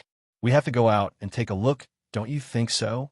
As Bailey Shanxia's voice pressed in, the surrounding temperature became colder and colder. Director Huang's forehead was immediately covered in sweat. Helian Qingshun smiled and said, Brother, let's go in first before we talk. Okay, come in. Bailey Shanxia pushed the door open. Director Huang was speechless. Whose house was this? Director Huang has become smarter. Helian Qingshun sat down and praised him first. Director Huang stopped and said proudly, You're flattering me. Who knew that Helian Qingshun's next sentence was, You even believe that the most dangerous place is the safest. Director Huang was speechless. Could she finish her sentence in one go? Did you give Bai Juan's marriage certificate? Compared to Helian Qingshun, Bailey Shanxia was the most dangerous. There was never the word turn in his dictionary. His thin lips were cold. Director Huang wiped his sweat. I could not give it to him. He had already written the application, and it had been approved by the higher-ups. Moreover, when I clicked on confirmation, it was also approved.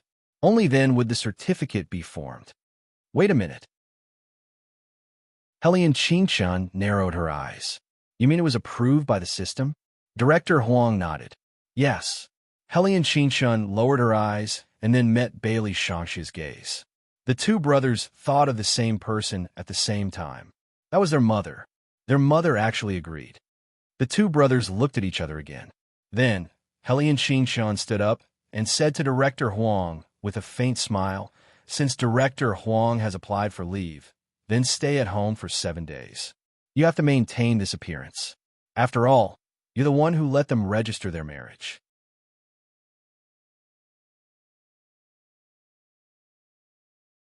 Chapter 1299. Maintain this appearance and not change? Just let him not go out for 7 days. This was too unbearable. However, this was already much better than he had imagined. He had thought that these two young masters would cut him into pieces. After all, when they came, they did look like that. But he didn't know why. But the two of them left after this. After returning to the sports car, Helian Qingchun said, "Since Mother has agreed, let's not make a fuss. After all, my little sister also likes Baijuan." Bailey Shangxia sneered. That kid obviously had a premeditated plan. In the future, don't be like your little sister, who can just come over and abduct him. Helian Qingchun, did anyone dare to abduct him? Speak. Bailey Shangxia lowered his voice again and said, "All of you, why do you want to get married? Do all humans have to get married?" Helian Qingchun put away the business book. "Brother, I don't have a girlfriend yet, so I won't be abducted by anyone." Bailey Shangxia glanced at him, and the corners of his mouth curled up. He looked very happy, as if something had happened. "Let's go." "Where to?" Helian Qingchun raised her eyebrows. "Shouldn't you fly directly to Spain to film?" Bailey Shangxia lazily knocked on the steering wheel. "I'm not interested in going to Spain. The girls are very tanned. I like to eat white." Helian Qingchun face-bombed. The food that her brother spoke of was definitely different from what everyone thought of. "To your school." Bailey Shangxia's voice fell. Helian Qingchun paused. "Why are you going to our school?" "It's the last year of your senior year. Your school leader called home and asked your parents to attend the school meeting," Bailey Shangxia said calmly. Helian Qingchun asked, "So why do you want to go?" Bailey Shangxia pressed the tip of his tongue against his canine teeth and asked in return, "Am I not considered your parent?" Helian Qingchun. This answer. He actually had nothing to say. Bailey Shangxia's eyes darkened, and unbridled devil chi overflowed. Even if he did not obstruct, that brat surnamed Bai would not be able to stay here for long. Thinking of this, as a brother, Bailey Shangxia finally calmed down. With a wicked smile on his face, he drove into the bustling city center. The sky darkened bit by bit. Dusk now was about to fall. In the apartment closest to a university, the aroma had already spread from the kitchen to the living room. There were 4 dishes and a soup on the dining table. The red and green dishes were especially beautiful. Every dish was a Jew's favorite. When the rice was chewed in her mouth, her lips and teeth emitted a faint fragrance. Perhaps many people would think that it was not good for a man to be in the kitchen. But that was because many people had never seen Bai Juan and a certain highness cook. A Jew watched these two people cook the most. Her father liked to fry steak the most. He would always pull her mother along and hold her hand from behind, asking her to put the steak in the frying pan. As for the rest, her father would not touch it. Her father was an extremely clean freak. Yes, very clean freak. Other than her mother, he would probably think that everyone in the world was dirty. Of course, she was still very likable by her father. After all, her father would not speak ill of her. He would even give her red wine to drink and take her to many mountains to play. It was not like how he treated her big brother. Her father always liked to let her big brother go to the demon world. Her big brother also always said that her father was very shameless. Perhaps there were some things in this world that countered each other, but they merged into a family. A real family. A Jew knew that although she said so, she would not tolerate anyone in the family being hurt at all. No, I'm talking about cooking. Bai Juan looked very good when he was cooking. His side profile was very gentle, his movements were as smooth as flowing water, and his eyes were deep. There was no smell of oil on his body. Instead, it was full of the fragrance of food. This made a Jew like to nest in his arms after dinner. In fact, it was not a Jew who took the initiative to nest. Instead, every time it was this time, Bai Juan would hold her in his arms. The two of them would sit on the sofa together. Sometimes they would watch TV. When watching TV, Bai Juan would always not forget to prepare some snacks for a Jew. A Jew loved to eat melon seeds. Bai Juan would peel them and feed them to her. Or he would take a book similar to Time Like Water and read it with a Jew. In short, this kind of interaction was sweet, but it was too normal, especially today when a Jew decided to pounce on Bai Juan and consummate the wedding night. It was said that to pounce on someone, one had to drink some wine. Therefore, Before Ju went upstairs, she had already bought a bottle and put it in her bag. Although monks were not allowed to drink wine, she was about to break her sexual abstinence. It should not be a problem to break her sexual abstinence tonight. Moreover, her brother and the others had also said that the immortals in heaven all drank wine. After a Jew made up her mind, she silently chanted, "Woolly Buddha." Then, she raised her little face and looked at Baijuan with her round tiger eyes. "Little brother, shall we drink some wine?" "Drink?" Baijuan raised his eyebrows. "There's no wine at home." A Jew pressed down on her a hogue and said angrily, "I bought it. Any way you like it. I also want to drink it today. It's red wine. My mother said that drinking red wine is quite beautiful and nourishing. No wonder little brother is so handsome. In the past, you always secretly drank it yourself." Baijuan held back his laughter and curled her long hair with his fingers. "Red wine needs a bottle opener. Did you buy it?" "No." A Jew was stunned. Baijuan stood up and walked into the kitchen. When he came out again, he was already holding a bottle opener in his hand. "Where's the red wine?" "Here." A Jew raised the wine bottle and handed it to Baijuan. Her big eyes were very beautiful. She was still wearing the tiger pajamas that Baijuan had just bought for her today. Her tail was wagging. However, at this time, she was no longer a child. Her body was clearly developed, and her fair collarbone was exposed. Looking at Baijuan like that, it made Baijuan have the urge to hug her. That kind of fierce and completely possessive hug. She dressed as a man, dominated the game, and her flirting skills were top-notch. When people found out that he was a girl, they were all excited. "Fujio, Almighty Chin, do you have a girlfriend?" Chin and Mo put down his business book. "No." Fujio teased in a low voice. "Then from now on, you have one. It's me." The corners of Chin Mo's mouth curled up slightly, and he pulled open her school uniform. Fujio was stunned. "Wait, what are you going to do?" Chin and Mo leaned over domineeringly. "Exercising my right as a boyfriend to sleep with you." Chapter 1300. Baijuan's gaze paused for a moment. He forced himself to suppress all his thoughts. Then, he took the red wine over, but he could not stop that thought. A Jew was very excited. She was thinking about how to pounce on the little brother later so that it would seem natural.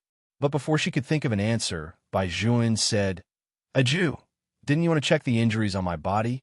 "Yes." Speaking of this serious matter, a Jew immediately threw the thought of pouncing on him aside. She did not even drink the wine. With a fierce face, she said, "I want to check." Baijuan smiled. "Okay." As he said that, he put down the red wine and lifted his shirt with his slender white fingers. The man's honey-colored and strong abs were displayed in front of a Jew, just like that. Every inch of his body was beautiful and sexy. That kind of Shurgingdu only wanted people to be hugged in his arms and love him fiercely. A Jew did not know why, but when she saw such a little brother, her face actually felt a little hot, and her heartbeat also became irregular.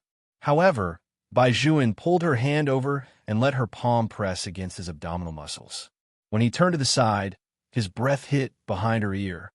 "Check carefully and see where my injuries?" Baijuan asked. When her fingertips touched the burning skin, a Jew's body unconsciously trembled. Her body was getting hotter and hotter, and her tailbone had an indescribable numbness. Even her breathing seemed to have become out of her control. "Little brother." Just as she opened her mouth, he lowered his head and kissed her deeply, blocking all the words she wanted to say. The tip of her tongue emitted a familiar mint fragrance. It was clean, charming, and impossible to escape. A Jew felt as if her brain had been sucked out, and she was limp from head to toe. Her hands were still buried in the little brother's clothes, and the temperature of her fingertips could not dissipate no matter how hard she tried.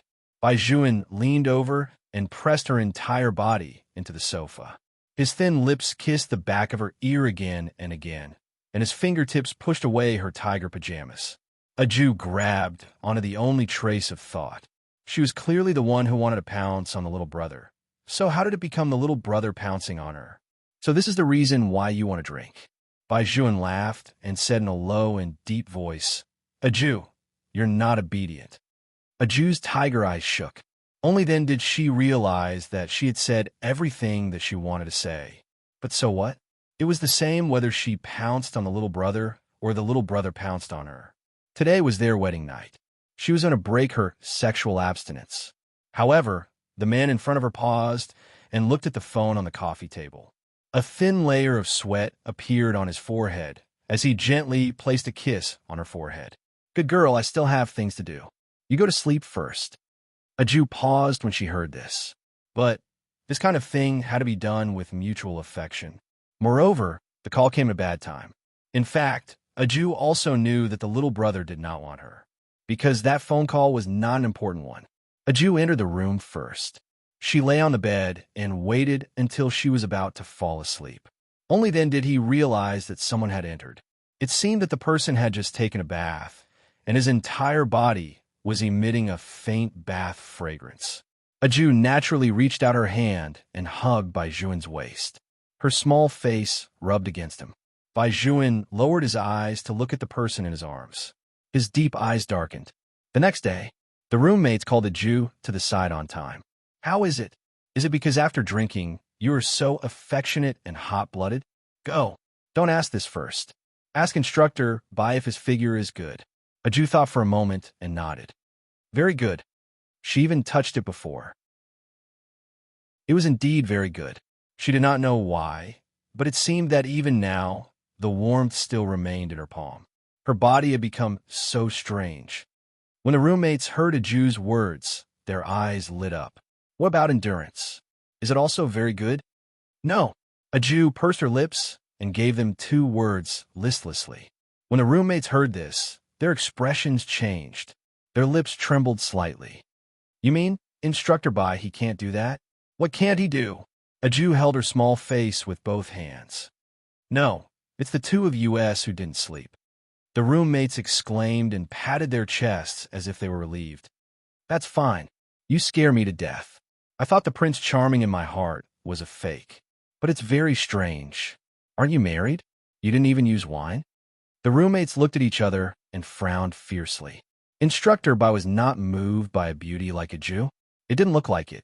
Aju waved her hand as if she didn't care about the failure. It doesn't matter. I could try again today. The method is right. The roommates were very supportive of Aju. It's just that you have to hurry up. The military training officially ends in 3 days. At that time, Instructor Bai will return to the army, right? When they said this, they were also stunned. In other words, Aju, you will be in a long-distance relationship with Instructor Bai in the future? We are not in a relationship. We are married. Aju still valued her status very much. I even bought a ring for little brother. The roommates looked at her with a rather heroic expression. No matter what, Aju, you really should take advantage of Instructor Bai before he returns to the army. Otherwise, it will be dangerous in the future. Dangerous? A trace of doubt flashed across Aju's round tiger eyes. The roommates actually did not want to teach her bad things, but Aju was younger than them. They just wanted to remind her of some principles. In the past, there were also university students who fell in love with instructors. They were all sweet when they were in school. After they separated, their feelings faded. This is also the reason why the school does not allow students to fall in love with instructors. The army also does not allow instructors to fall in love with students. Aju said seriously, that's why little brother brought me to get the marriage certificate. He is responsible for his identity in me. Bai Juan had just walked here when he heard this sentence. His girl was defending him. Before the smile on his face could be raised, the phone in the pocket of his military uniform rang. The ringtone was different from the usual ringtone. It was the ringtone that would only ring every time they were about to carry out a special mission. Bai Juan's footsteps that were about to take a step forward suddenly stopped. He instinctively turned his head and looked behind him.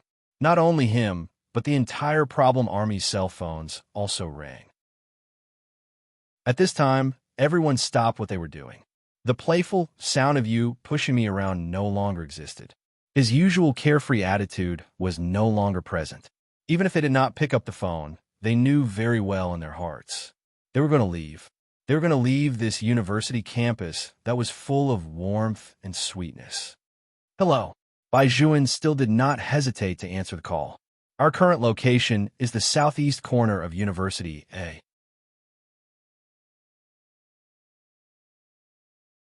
Chapter 1301. Okay. A voice came from the other end of the phone. Captain, we will arrive at the capital airport in half an hour. The police will cooperate with you to clear the direct route from the school to the airport. The east-west traffic lights will be suspended. Now, all the mechanisms have entered a state. Captain, there is a road on your left that can lead to the main road. There is a military vehicle parked there. When Bai Juan was on the phone, his eyes were always on the adorable child who was walking towards him not far away. He thought that he had to firmly remember her current appearance in such a small amount of time. His girl had already become his little wife. His wife. As long as he thought of these 4 words, Bai Juan's heart would soften.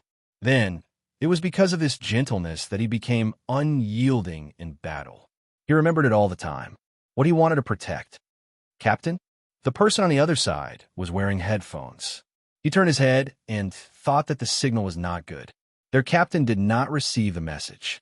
Bai Juan retracted his gaze. His deep and dark eyes suddenly became as reserved as ink. Got it. I'll go over right away. His entire body seemed to have melted into the wind. Just like how he had done countless missions in the past, there was a seemingly harmless poisonous snake hidden in the sand, but in fact it would bite people to death once it was out. Even if it was saving people, they had to wear a black mask. This was how they were. They would never be remembered by others. But from the beginning to the end, they were willing. A Jew wanted to go over, but she saw Bai Juan open his mouth, although she could not hear any sound. But a Jew also knew what he was saying. He said, "Wait for me to come back." At that moment, she seemed to have sensed something and stood there in a daze. Her roommates walked over and asked her, "What's wrong?" "Little brother is leaving." A Jew lowered her head and said in a low voice. Her roommates were still laughing. How can it be so fast? There's still 3 days of military training. The instructors won't just. Before they could finish their words, they saw a few instructors take off their camouflage jackets and head toward a certain place at the same time. At this time, the school leader also came over and stopped the students. "Students, listen to me. The new instructor has arrived at the front door of the school." The students were puzzled. Why do we need a new instructor? We're Instructor Bai and the others. Instructor Bai and the others have something to do in the army. All right, let's gather now. In fact, the school leaders didn't know what was going on. They just wanted to cooperate with the higher-ups. A large number of new instructors had arrived, and they wanted to do just that. Of course, no one would dare to step forward now that the school leaders were there. Moreover, the instructor and the others seemed to be walking very quickly. In the blink of an eye, they were already out of sight. Her roommates did not expect that things would develop to this point. They turned to look at the smallest one in their dormitory and did not know how to comfort her. It was all their fault for being such a jinx. A Jew. The boss pulled her over and was about to say something. A Jew said, "When I see Grandpa by on the 1st of October, I'll ask which army little brother is in. When the time comes, I'll go look for him." It was now the 1st of October, which was only slightly more than half a month. That's fine. His roommates breathed a sigh of relief. But he still found it strange. Under normal circumstances, the instructor would not leave until he had finished teaching the students. This time it was too strange. Not only did Instructor Bai leave, but even his subordinates also left with him, just as everyone was feeling puzzled. Bai Juan and the others had already gotten into the car. As soon as they got into the car, they began to change their equipment. Their speed was so fast that it made people click their tongues. "Tell me the mission objective again." Bai Juan's voice was very calm. He gave the order and looked sideways, checking his gun. The driver said as he drove, "Someone entered our camp when our army was practicing, right at the border of our army. The people from the West used to be International Special Forces and were hired by a drug lord. Now, they're working as gangsters and want to transport powder through the border. They have few people, are good at hiding, and know very well how to fight in the jungle, especially in the tropical rainforest. We only managed to pry open this line because we caught a person. However, the other party is too cunning and deliberately chose a minefield. If we go further, there will be residents, so we can't send a large force, and we can't deal with them with our small force. These people have smart minds and international military training experience. They're very clear about our routine. It can be said that the combat mode we use here may be outdated in their eyes, so they want to invite the sharp blades to take action."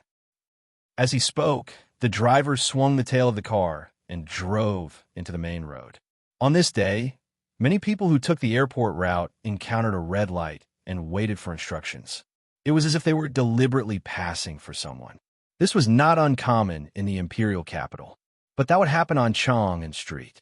And the strange thing was that this time, it was not a few cars that passed by. Instead, there was only a black military Hummer. They could not see what was going on inside. The car did not have a license plate, so it was very mysterious. But even so, it was still allowed to pass through and even drive into the airport. They did not pass the security check.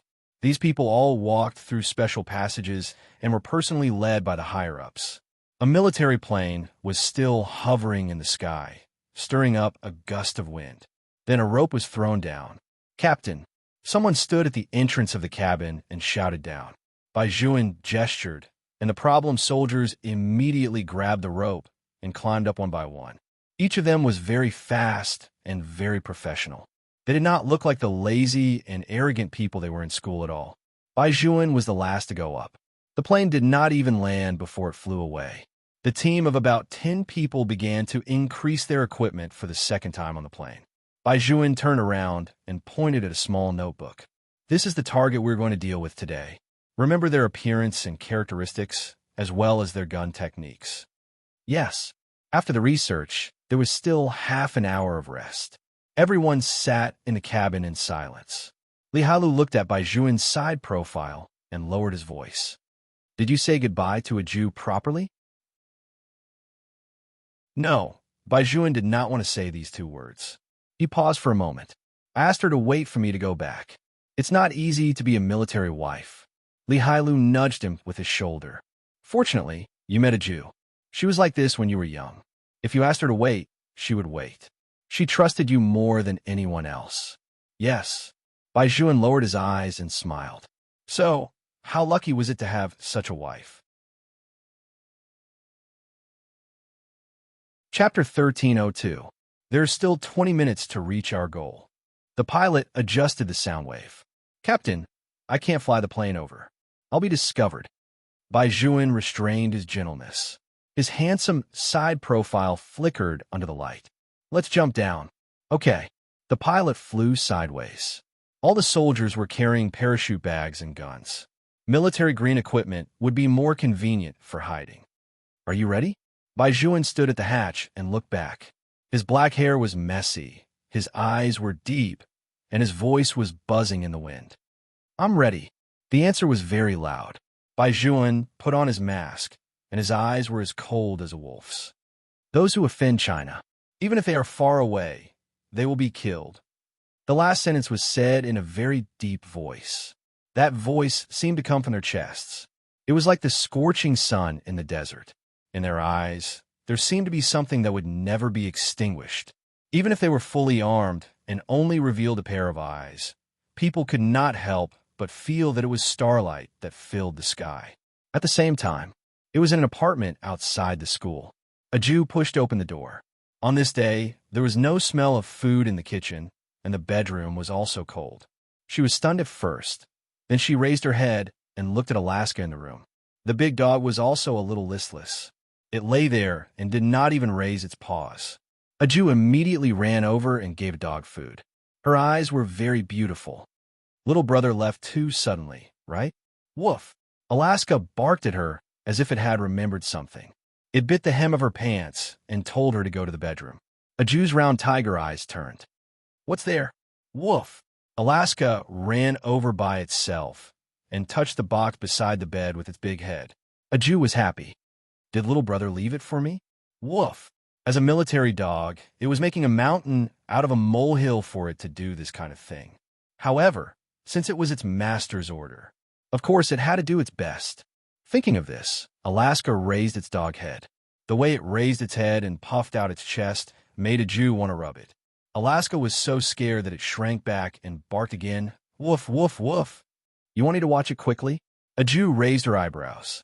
I'm talking about how strong you are. Alaska proudly walked around in a circle. Aju decided to play with little Ala later. She lowered her head and opened the box. There was a black card, a real estate book, and a piece of paper lying quietly inside. There was a line of words written on the paper in beautiful handwriting. If I had known that I had you for the rest of my life, I would have wanted to start the rest of my life earlier. My Aju, are you happy to marry me? Aju looked at the piece of paper with bright eyes. She turned around and hugged the dog's head. With a delicate little face, she said seriously, "What should we do? I really miss it now. I miss her so much. I miss her so much. I'll pounce on you." Alaska, the way you express your gratitude is really unusual. Pounce. Shouldn't girls be crying at this time? Sure enough, he shouldn't have thought of her in a normal way. This Hercules. Aju looked at the piece of paper again and suddenly raised her head. I've decided. I'll join the army too. The expression on Alaska's face changed. Wait a minute, don't mess around. When Master finds out, he will think that I didn't look after you well. Why do you think Master left me behind? It's decided then. Aju reached out and patted Alaska's head. The Alaska, dazed by her strength, began to turn in circles. Aju did not hesitate at all. She felt that she could not tell her father about joining the army, because every time her father saw humans, it was as if he was looking at ants. Probably all the demon kings were like this. At least it was much better than her big brother, who wanted to eat humans whenever he saw them. Moreover, her father seemed to have brought her mother to the demon world. In her father's words, it was best not to disturb him and her mother if there was nothing. Aju poked her face. Then she would just tell her brother and the others directly. Second brother definitely had a way. Aju took out her phone and called Hellion Chinchin. The call was quickly picked up. Her second brother's smile was as pleasant as ever. Little sister, what's wrong? Her big brother seemed to be there as well. He said coldly and evilly, "Were you bullied by Baijuan? Just divorce him." No. Aju shook her head. It wasn't easy for me to tie little brother down. I don't want a divorce. Moreover, little brother didn't bully me. He's always been very good to me. Hellion Chinchin let out a long sigh. Don't listen to big brother. He's jealous. I know. Aju said in a tiger voice. I will always love big brother. Even if I get married, I will still love big brother more than Buddha. Bailey Shangxia smiled. Yes, very good. Then big brother, can you do me a favor? Aju continued. I want to join the army. Don't you know people in the army? I saw someone go to the villa to look for you last time. Bailey Shangxia frowned. Join the army? No, why not? Aju's tiger eyes widened. I'm very good at fighting. Bailey Shangxia lazily leaned back. Your purpose for joining the army is not good. It must be for that guy Baijuan. Yes, but not entirely. Aju's eyes darkened. I know divination. When I reach the border, I will definitely be able to save more people. I originally wanted to open a temple, but after thinking about it, I'm already married to little brother. In the future, I will break the precept of lust, but I can't let Buddha down. Buddha said that true kindness is not to not see blood, but to be able to raise a knife and protect the important people. Even if your hands are covered in blood, you have to do it without hesitation. Little brother, join the army for me. I also want to join the army to protect our family. Bailey Shangxia listened to the words on the other side, and his fingers slowly stopped. Then, he turned around and met Hellion Chinchin's gaze. Hellion Chinchin reached out and took the phone out of his palm. She smiled faintly. Okay, big brother, and I will help you arrange it. Thank you, big brother, second brother. Aju's tiger eyes burned. After hanging up the phone, Bailey Shangxia stood up. Are you really going to let little sister join the army? Big brother. Hellion Chinchin sat there and poured a cup of tea. It was like a clear painting that slowly unfolded. The Buddhist scriptures said that back then, the phoenix egg landed on Mount Buzhou. Sakya attracted the Buddhist light and waited for her to be born. Phoenix walked out of the blazing flames, so she must be different from the other Buddhas. Mother once held the phoenix bone knife in her hand and stepped on white bones and blood. She made a great vow that she would not become a Buddha until the sea of blood was empty. Little sister has the Buddhist fate of mother. She is different from us. Since she is the descendant of Phoenix, she naturally has the same comprehension. This is our little sister, isn't it? Chapter 1303. Hearing this, Bailey Shangxie pursed his lips, but from the looks of it, he seemed to have been convinced. He retracted his demonic aura and lay back on the sofa, like a lion that had retracted its claws. Hellion Qingqian's lips curled up. And little sister still has us. She will be fine. I'll go catch a few ghosts and follow her. Bailey Shangxie moved immediately. Hellion Qingqian thought for a moment and said, that's fine too. Then go to the underworld? When Bailey Shangxie mentioned the underworld, layers of evil aura appeared in his long and narrow eyes. At this time, the judge was the only one working overtime in the King of Hell's palace. He felt very sad. When Bailey Shangxie and Hellion Qingqian appeared, he was so scared that he trembled. Why? Why are the two young masters here? We're here to see you, Judge. Bailey Shangxie put his arm on the judge's shoulder. At this time, he didn't look like he was in the human world at all. Instead, he had turned into a demon with black hair that reached the ground. Even his eyes had turned into an evil red. That kind of pressure was really not something that anyone could bear, especially the judge who had been troubled by their family. Young Master Shangxie, don't joke around. You're here to see our highness, right? He's not here and has gone to the human world. You know that he's grown up now. The King of Hell can't control him anymore. He's running between the two worlds. I know about this. He even got 2 oxhead and horseface for the person he likes. Bailey Shangxie flipped through the book of life and death on the table. The judge wanted to stop him, but he didn't dare to make a sound. He could only bow his head silently. However, was the news of their family's prince's disgraceful actions so widespread? Even the people in the demon world knew about it. It's not just the demon world. He seemed to have seen through the judge's thoughts. Last time, a few demons were discussing in the city center. I heard them. Those demons were courting death. Of all the people they could target, they actually targeted the person he was interested in. The judge paused for a moment. After thinking for a while, he decided to ask, Young Master Shangxie, don't you think that it's strange for my highness to give someone oxhead and horseface? Those are all ghost messengers. What's so strange about that? Bailey Shangxie retorted. What else is the underworld's specialty other than the emissaries of hell? The judge. He actually had nothing to say to that. But was it really a good idea to give it to a ghost servant that he loved? The most important thing was that the other party was a human. When these young masters gave gifts, did they ever consider the feelings of other people as humans? Hellion Qingqian kept laughing at the side.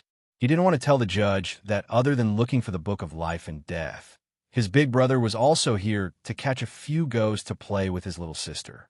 Otherwise, the infernal judge would definitely go crazy. Why aren't there any people with the surname by here?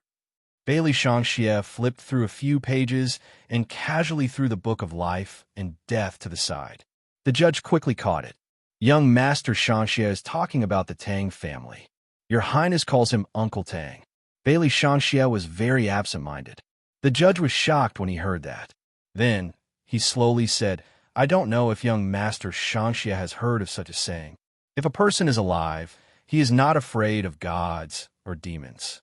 He has a clear conscience, and his faith is as strong as a rock.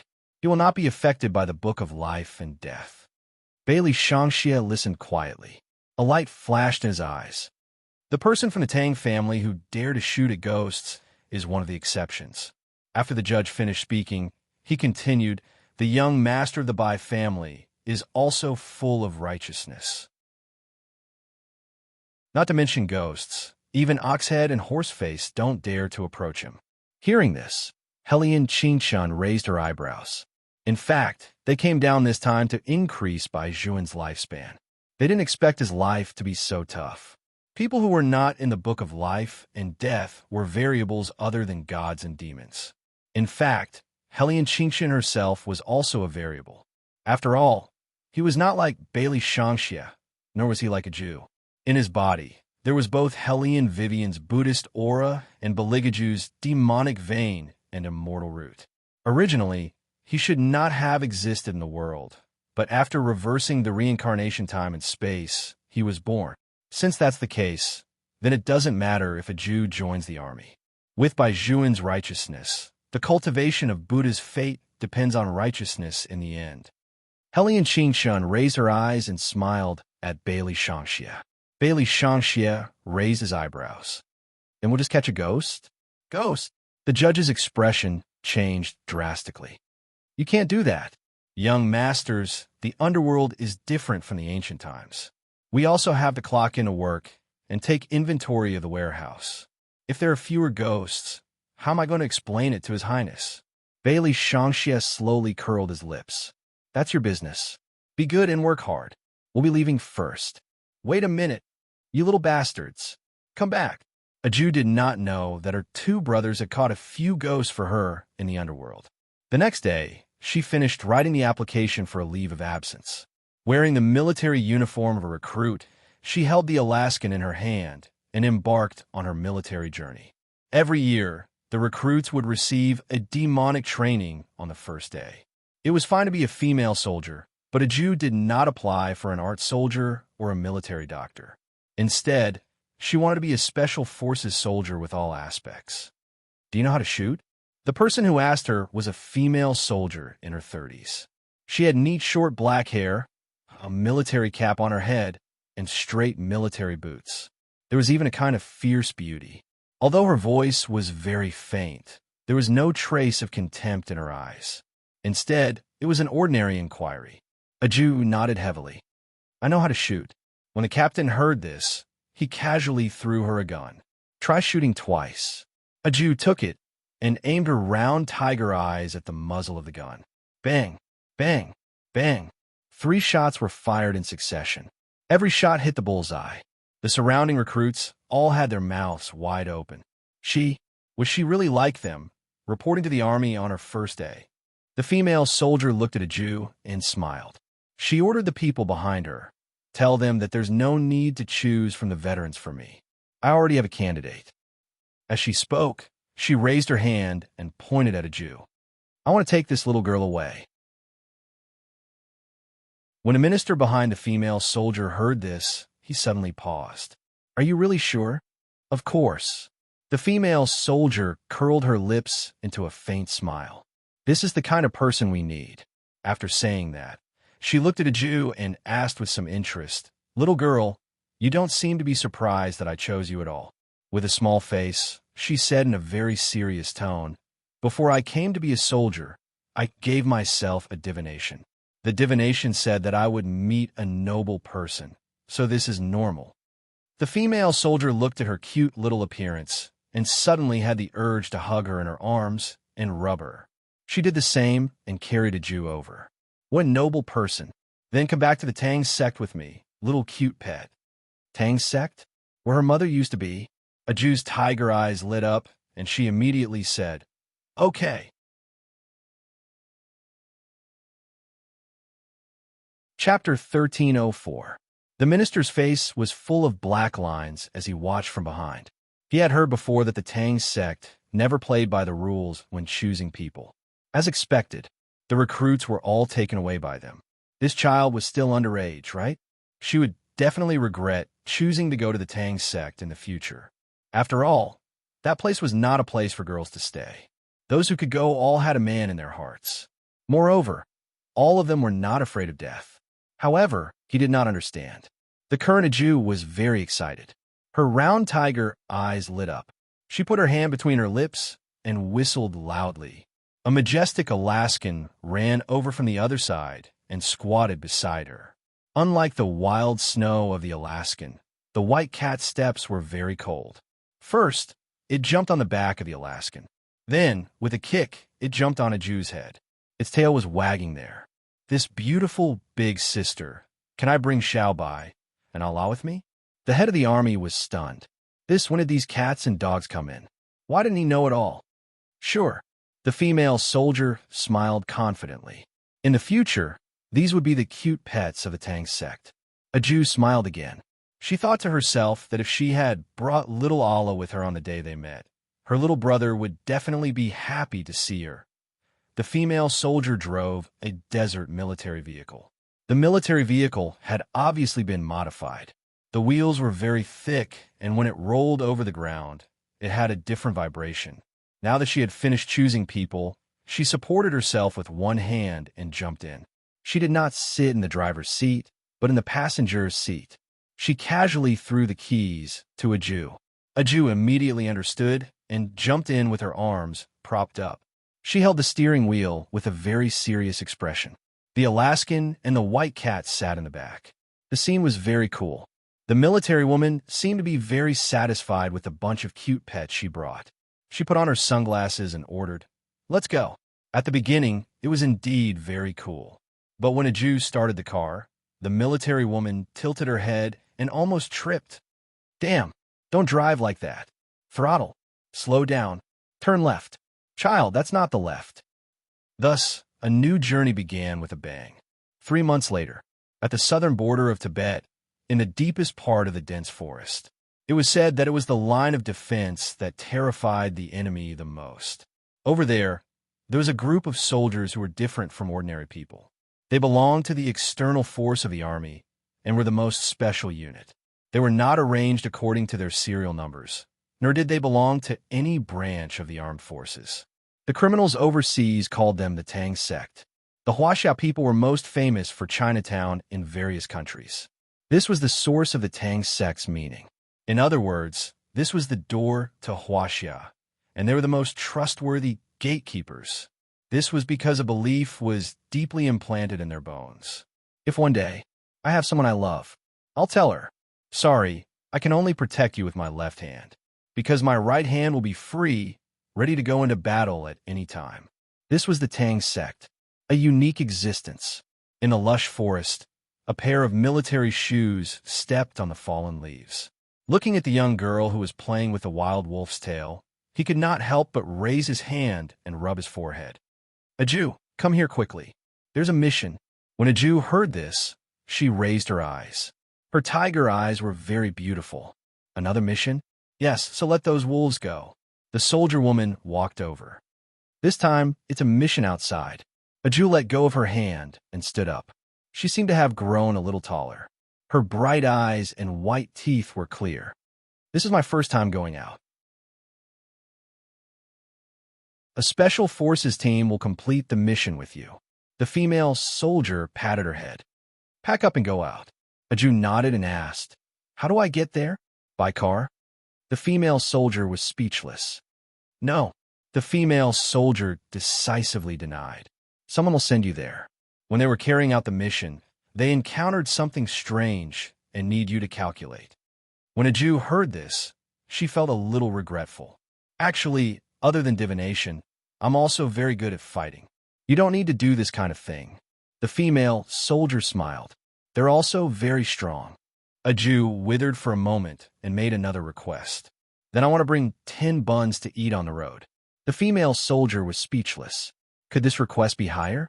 However, she would still try her best to satisfy the request of the cute pet of the Tang sect. A Jew wanted 10 buns, and the shadows gave her 20. There were also people who told her how to carry out the mission. Don't talk to people. Be cold and aloof. This is the style of our Tang sect. Don't dance with people either. Put on sunglasses. If anyone dares to take advantage of you, just cut their throat. Last time, I pretended to be a dancer. Don't mention the feeling.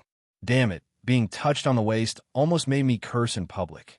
Hearing this last sentence, a Jew raised her head. "But senior brother, you're a man. Why did you pretend to be a dancer?" That person froze, and his face quickly turned red. "It's necessary for the mission." "No, this is definitely his hobby." Another beautiful sister walked over. "Moreover, a Jew, don't you think that his face is most suitable to be a dancer?" A Jew looked at her senior brother's face and nodded seriously. "Indeed. You guys." That person gritted his teeth. "Don't teach a Jew bad things." A Jew blinked and saw that everyone had stuffed a lot of things into her backpack. Basically, they were all food. When you're out on missions, you often don't have anything to eat. Wear them. I also have a small smoke bomb here. A Jew, I've seen the place you're going in advance. You still need to go around a forest to reach your destination. There are many snakes in the forest. Be careful. A Jew nodded as she listened. She looked very obedient. At this time, someone paused. animals and whatnot. It should be fine, right? That's true. The others nodded. They firmly believed that a Jew was the king of the beasts. A Jew carried her heavy backpack and said very neatly, "Then I'll be leaving. I'll bring you instant noodles when I come back. I want the braised ones, spicy ones, seafood ones. Look at how useless you are. I want everything. Didn't you come out with a kimchi flavor recently? Give me a box too." A Jew nodded and turned around. A large military bag was carried on her back. It did not look like something that could be carried by someone of her physique at all. She was followed by an Alaskan dog. Just like that, they entered the endless forest bit by bit. At that time, she did not know that the person waiting at the other end of the mission was someone who made her happy.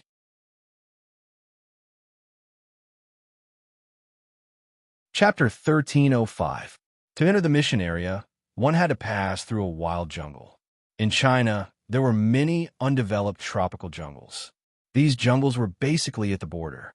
But even in such a place, there would be troops stationed. Because here, there would always be some enemies eyeing them covetously. When China was first established, weapons were backward. There were many things that could not be extended, and they could not use force, because it would violate the peace treaty at that time.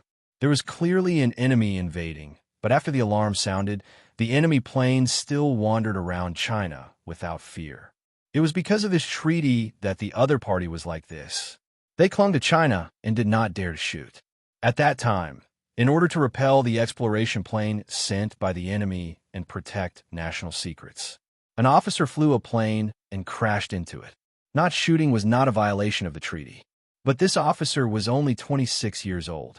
Now, the treaty had changed, but there were still many problems. Someone had entered the country and was about to escape with the secrets they had found. If this person was still in the country, once he left the country, no one had the right to kill him. Crossing the border to kill would be condemned internationally. But at this moment, the jungle leading to the enemy was filled with thick fog. Such thick fog was very abnormal. In China, the surface and feng shui were the most important. There were many things that could not be explained by science. In addition, there were many ancient tombs in China. No one could imagine the underground world. This time, no one knew if someone had encountered something. It caused a thick fog to fill the air. This was the reason why the special forces invited the people from the Tang sect over, because there were some things that only they could do. A Jew carried her large military school bag and stood at the entrance of the jungle. This is the jungle that Senior Brother was talking about. After passing through it, we will reach our destination. Little Allah, let's go. A Jew strolled in. Her walking speed was not slow. On the contrary, it was very fast. If one looked carefully, they would find that there was something on her shoes. Although a Jew could not drive, she was very good at feng shui fortune-telling. It might be easy for others to get lost in this kind of tropical rainforest. But for a Jew, it was not a problem at all. The Tang sect would cultivate everyone's special abilities. The current Jew was already fully equipped. She held a compass in her hand and was indeed wearing a modern military uniform. Such a contrast made people feel even cooler. In a human world, many people did not know. In ancient times, some exorcists had already become special forces soldiers, and a Jew was the strongest one besides her mother. The compass shows that it's in the east. A Jew stopped and glanced at her palm. Oh, the aura is a little strong. Let's continue. However, this time, Alaska didn't move. Instead, it faced a certain place on the tree and raised all its fur. Its claws were also exposed. It kept scratching the ground, as if it was ready to pounce on the tree and fight. It was blocking in front of a Jew, even if the huge monster in front of it was too dangerous. As a loyal dog, it was not afraid. It didn't back down at all. Instead, it reacted in the most loyal way possible. A Jew looked in the direction where Alaska was baring its teeth. There was a python wrapped around the tree. The python was very large, and its entire body was wrapped around the tree trunk. Its head was triangular, and it kept spitting out its scarlet tongue. Its eyes were extremely dangerous, and it was clearly staring at a Jew. But if there was only one python, it would be fine. However, there was another 145 degrees to a Jew's left. In other words, there were two pythons eyeing Aju covetously. No wonder Alaska snow was so strong. Such a situation was really worrying. One of the giant pythons had already begun to move. With its length and thickness, even if it did not use its poisonous fangs, it could use its body to directly wrap Aju to death. However, the giant python's attack speed was very fast. Almost at the moment it was discovered, it pounced toward Aju. The other giant python also took the opportunity to leap. This human dared to break into their territory. She was simply courting death. She was so small that it was not enough to fill the gaps between their teeth. But the moment they bit down, their jaws were suddenly pinched by something. That kind of strength was so great that they could not imagine it. There was a bang. The first giant python was thrown out by Aju with one hand. As for the second giant python, Aju grabbed its neck with one hand and pulled hard, directly stepping on its head under her feet. It was a rumbling sound. It was the sound of trees being swept down. The giant python that was stepped on by Aju crazily swung its tail, wanting to counterattack. Aju raised her fist and punched fiercely. That fist was clearly very small, but when it landed, it stunned the giant python. Then, she opened her palm, and countless Buddha beads flashed with a faint light as they fell, heavily hitting the giant python's 7 inches. After the other giant python saw the Buddha light, it wanted to turn around and escape. This girl was not an ordinary human at all. She was before the giant python could confirm Aju's identity. Its body was heavily pressed back to its original place by the Buddha word that fell from the sky. They could not break free. They were just demons that had yet to take shape. They could not fight against the Buddha light at all. Aju looked at the giant python and squatted down. Her tiger eyes were big and beautiful. The animals here are not friendly, right, little Allah? She turned around and asked the little brother's favorite pet. Little Allah scratched its head. Do you think that all snakes, wolves, and cheetahs are like those animals in southern Tibet? The reason why they are friendly to you is not because they're really friendly, but because they have been destroyed by you so much that they can't be unfriendly. Sigh, I can't play with you anymore. After saying that, Aju stood up and said to the giant python in a dignified manner, I still have a mission to do. Look at you. It won't be long before you become a demon. You should have killed a lot of people, and there might be some soldiers among them. But Buddha is merciful. Hearing the words Buddha is merciful, the giant python raised its head and hid its hostility, trying to make itself look harmless and pitiful. However, what it did not expect was that the girl's next words were, I'll beat you to death now and let you pay back what you owe me. I'll send you to hell. Wait a minute. It shouldn't be like this. This was clearly not the line behind Buddha is merciful. The giant python stretched out its neck and let out a last low roar. Aju looked at the soft snake head and reached out to touch it. Don't thank me. I understand. If the giant python was still alive, it would definitely be angered to death by these words. After solving the problem, Aju carried the military bag on her back and looked at the empty space not far away with her naive tiger eyes. Her destination should be right in front of her.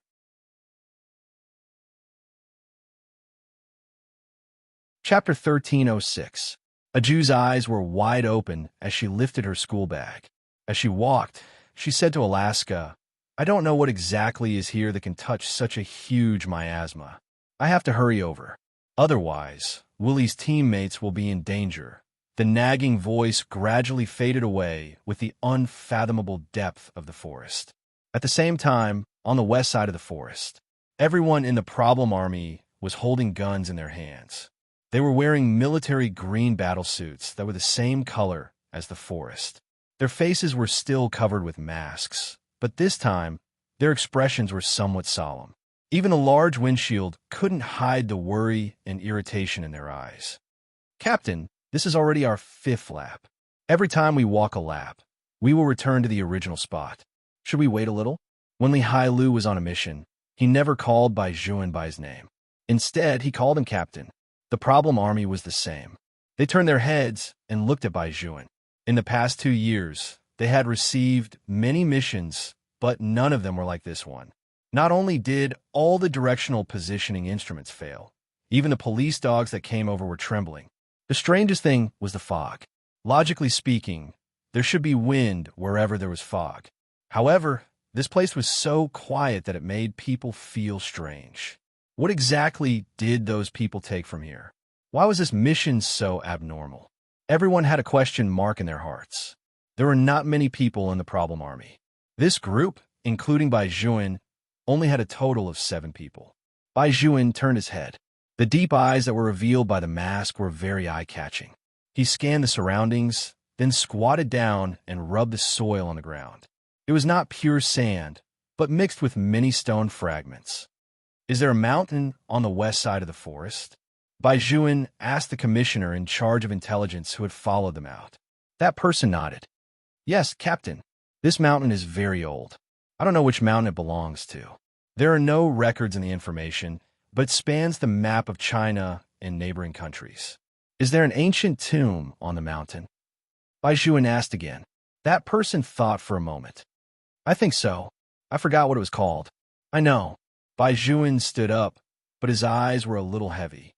"It should be the tomb of the Ghost Mother." Ghost Mother? What was that?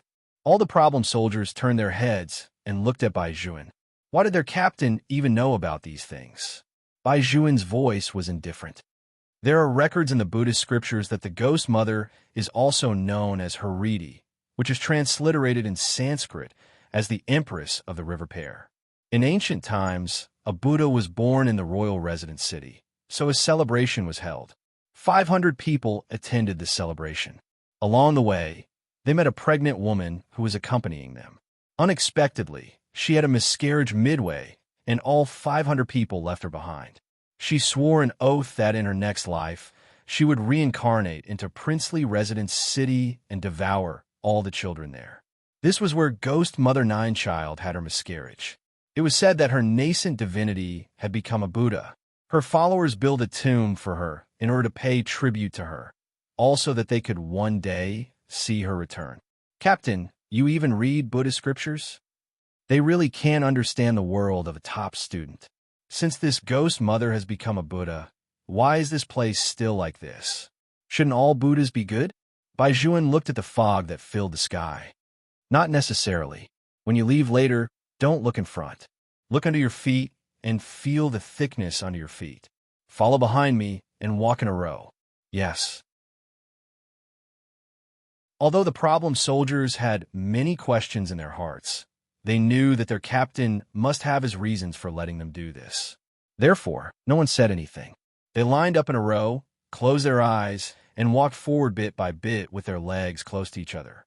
That kind of speed was very slow, and there was an indescribable torture, especially when you couldn't look in front and lowered your head to grope forward. There was always a sense of insecurity. Fortunately, these people were all special forces soldiers, even if they encountered such a thing that could not be explained by science.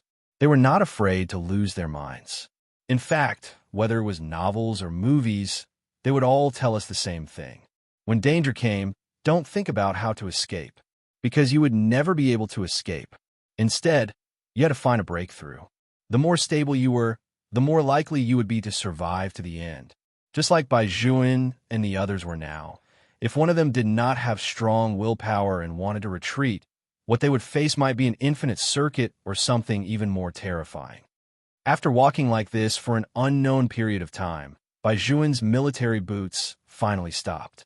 Then, he bent down again and touched the soil on the ground. It was much more delicate than before. It was obvious that they had changed places. That's enough. Bai Juan stood up straight and ordered, "All of you, open your eyes.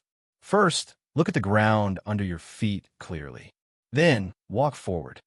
Yes, everyone was very cautious. The first moment they opened their eyes, they looked at their feet.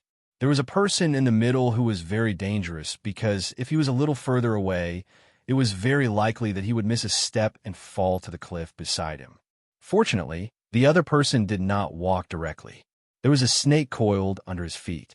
No one knew whether the snake was alive or dead, but it just lay there softly. We finally walked out. The problem soldiers were very excited. "Captain, how did you do it?" Bai Juan glanced at his feet. "The soil is different. Under any situation that affects vision and hearing, only the sense of touch is the most accurate. The magnetic field here is not right, causing us to hallucinate when we walk. We feel that we are walking in a straight line, but in fact, we have already circled around. That's why we return to the original place again and again. Using the geology of the soil to determine the direction, there won't be a big problem." Not only the problem soldiers, even the team member who was in charge of intelligence was dumbfounded. He had a look of wonder on his face. Why did he have research on what kind of soil was like? Weren't they soldiers? When did they become top archaeologists? Li Hailu walked over and patted their shoulders comfortingly. "It's okay, you still have me, a bad student, to accompany you. There's no other way. When the captain was in high school, he was recommended to study abroad. He has won many awards in the country. Since he was young, he has been a pervert. Other than books, he is not interested in anything else. He started studying English at the age of 7. Don't learn from him." "Vice Captain." Someone suddenly interrupted Li Hailu's words and pointed behind him. What is that thing?" "You're tuning in to the Romance Rendezvous YouTube channel. We're so grateful for your support, and don't forget to subscribe to join us on this incredible journey through captivating stories. Your generosity through donations truly makes a world of difference, as it's the primary source of revenue that allows me to expand and enhance this channel for you. Thank you from the bottom of my heart for being a part of this adventure.